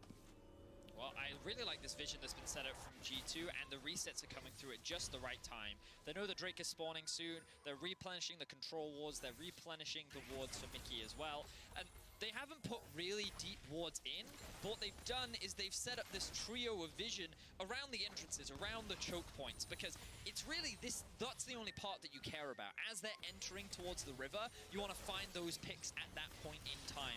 Now that they've replenished that vision, Gen G has to invest their own vision in order to just clear this out, which gives G2 full control over the river. Oh, Perks caught out here as life goes forward. Destiny coming in. Gen G have found their opportunity, but the Captain Jack from Perks gets him out alive, and Mickey dives in with the quickness to save his AD carry. Jankos now on the front line as the curtains come in. Lamb's Respite used by Clint, but he has been abandoned by his team. Flashes over the wall, but Wonder will slice and dice him up for dinner. G2 get another kill, and they turn their eyes towards the dragon. That was supposed to be a mistake. That was supposed to be Perks getting caught out of position and Gen G's window to get back into this game. But Mickey keeps doing Mickey X things. How does he find these windows to keep his AD carry alive? The 3-man taunt onto the backline to buy time and separate Clid from his team was exactly what Perks needed to get out of harm's way and allow G2 to find the pick, find the Drake, and get a little bit more damage. And now the gold lead is only continuing to balloon. Yeah, now it's Infernal Soul point for G2 in 4.5 minutes time. BDD looking up towards the top lane. Jankos gonna spot him. Caps dives in the smoke screen. BDD just had no opportunity, had no knowledge that anyone was waiting for him. Jankos lets out a little chuckle, and he might be laughing his way all the way to semifinals here, Vedius. He missed his ultimate. That's why he's laughing. He told Caps to shut up and stop looking at it. He got the kill, and that's all that matters. Caps now may be isolated. Ruler, Life, and Clid are all looking for the collapse things are really starting to fall apart here for Gen G as member after member keeps getting caught out. We talked about some of these stars that we need to see step up. BDD, his use of the ultimate in the mid lane was good, but it didn't result in anything. Ruler still not at a point where he can really carry on this Ezreal, and Gen G, they're not getting these team fights that they want. They need to try to slow the game down, wait for that next Infernal, try and get as many items as they can before going for that last ditch fight, because that could be their last fight of the tournament. They need to make every play count. And with Caps and Jankos pushing in the top lane, working as a duo, what we have lacked from Gen G, we have seen from G2, that ability to create pressure in a side lane, to work jungle and mid together, and manage to play around vision from your opponents. Mickey here, he's all on his lonesome once again. The Abyssal Voyage used by Life just in case someone was backing up Mickey. And he's just a nuisance. He's a pest more than anything else. Life, once again, stepping forward. There's the knock-up. Smokescreen's been used by Jankos already, and Life is chunked down to half HP. Deadly Flourish is going to connect as well as G2 look to push in, gain this mid-pressure. Look at the TP behind them. The Rascal on a great flank position here in Gen G. They want the fight right now. BDD with the Destiny will get away. And perhaps they've caught out Perks in the back line. But here comes Mickey once again. Stormbringer in from Rascal. Takes one. Mickey's going to fall shortly after he dances back. Rascal gets a double. The Volley Bear ripping G2 asunder with his claws. That's 3 for Rascal, and Gen G have found the fight they were looking for. Caps would have to do something incredible to turn this one around as Wonder dives in. Caps can't get in there as well. That's 4 for Gen G. And Benny, you said it might be their last fight of the tournament. Well, they are darn well fighting back. They certainly are, Medic. Beautiful team fight for Gen G. 5 members still alive with only Caps left standing. He's a good player, but I don't know if he can 1v5 this. There's no ultimates left to steal. Ruler's going to keep him zoned out of the pit. No TPs left available. He's going to have to go back to base. Gen G are not out of worlds just yet. With the Baron secure, Gen G will equalize that gold. Only 1,000 between the two teams now, and you can see this flank TP from Rascal. It looked like BDD was going to get collapsed on, but it ends up being Perks. He gets chunked out, and then look at Rascal on the back line. Rips apart the Jhin, focuses down Jankos and Caps. He just can't get involved. He's being kept at arm's length. And then Rascal staying alive at the very end with the help of Life. Extremely well played fight from Gen G, utilizing the strength of their comp, and this was the team fight that they've been looking for all series long. 4 for 1. I don't know if that was at the start of the team fight or the end of the team fight. That was a pretty good team fight. Why are you upset? This is great for Gen G. And you can see Ruler really popping off in that fight. 4,000 damage on the Ezreal. Didn't pick up a single kill, but that sometimes the scoreboard can betray the skill of the players. We'll see how much Gen G can do with this Red Bull Baron power play. Now, the next most important thing is going to be this fight at the Drake. It is the sole point for G2 Esports, and Gen G do not want to give it up. Ruler is getting stronger. He was one of the stars that we talked about that needed to step up, and he's doing just that. Both teams looking at each other dead in the eye, grouping up in the mid lane, side lane pushing for G2 in the bot side. Gen G have it pushing in top. Ruler doesn't have Death's Dance yet, Vedius. That item could change a fight. A lot of damage onto Perks. Gen G feeling very confident right now. Perks does have his summoner spells up, which is going to be very important for the next fight. But Rascal very tanky right now. I like this positioning from Gen G. They're keeping the priority up in mid. They're making it harder for G2 to maintain control over the river, but you can see that Gen G having to walk through Fog of War. No vision. Mickey looking for the flank, puts down a control ward. BDD pushing in mid, has the Destiny to join his team if a fight really starts. Rascal's going to go around and clear out this vision from G2, make it so that Mickey can't get the flank position, tries to dive in, can't land onto Rascal. Walks out, the control ward cleared. Caps spotted with the Destiny. BDD still pushing in mid. Caps alone towards the back of the pit. The Destiny comes in for BDD, and Caps is on the blast cone, tries to get over the wall, just about survives. Gen G collapse, and now the Infernal Dragon, the target. Click's going to dive in. There's the quickness, the Stormbringer. Gen G looking to turn this fight around as they go for the Infernal, but it's taken by Jankos, it's taken by G2, and they'll take a kill to top it off. Wonder down, Rascal down, the TP coming in from Caps as Gen G on the wrong side of the rift. Here comes Caps, GLP for the slow, cleared. BDD locks in the stun card and smashes it straight at Caps. And now Gen G backing away once again. There's an Infernal Soul ticking away on G2. Ruler, full HP, almost full mana. Caps uses the Lamb's Respite, trying to hit him up, but Perks flashes forward and snipes out cleared, and that's no Lamb's Respite. Up for Gen G. Caps goes golden, Ruler's still alive though, diving in, he jumps away, he flashes the wall, BDD able to flash away as well, and Ruler's doing so much work in this fight. He's holding, kicking and screaming as G2 try and knock Gen G out of Worlds. Ruler is doing everything in his power to keep Gen G alive in this game. While they will not fall, they will lose the Infernal Drake. Ruler showcasing why he is a world-class player.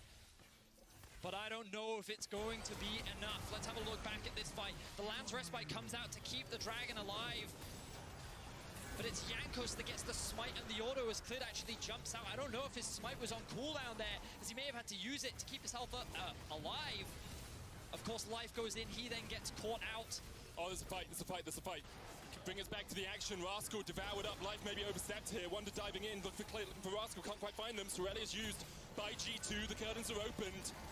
And G2 are looking for the final act of this fight. Stormbringer in from Caps, destroys the turret and dives back in. Kingslayer's going to keep him alive for the moment, but look at the damage that Ruler can do already. 3 down, G2 rip Gen G asunder. And now they are looking for the win. Infernal Soul still on them.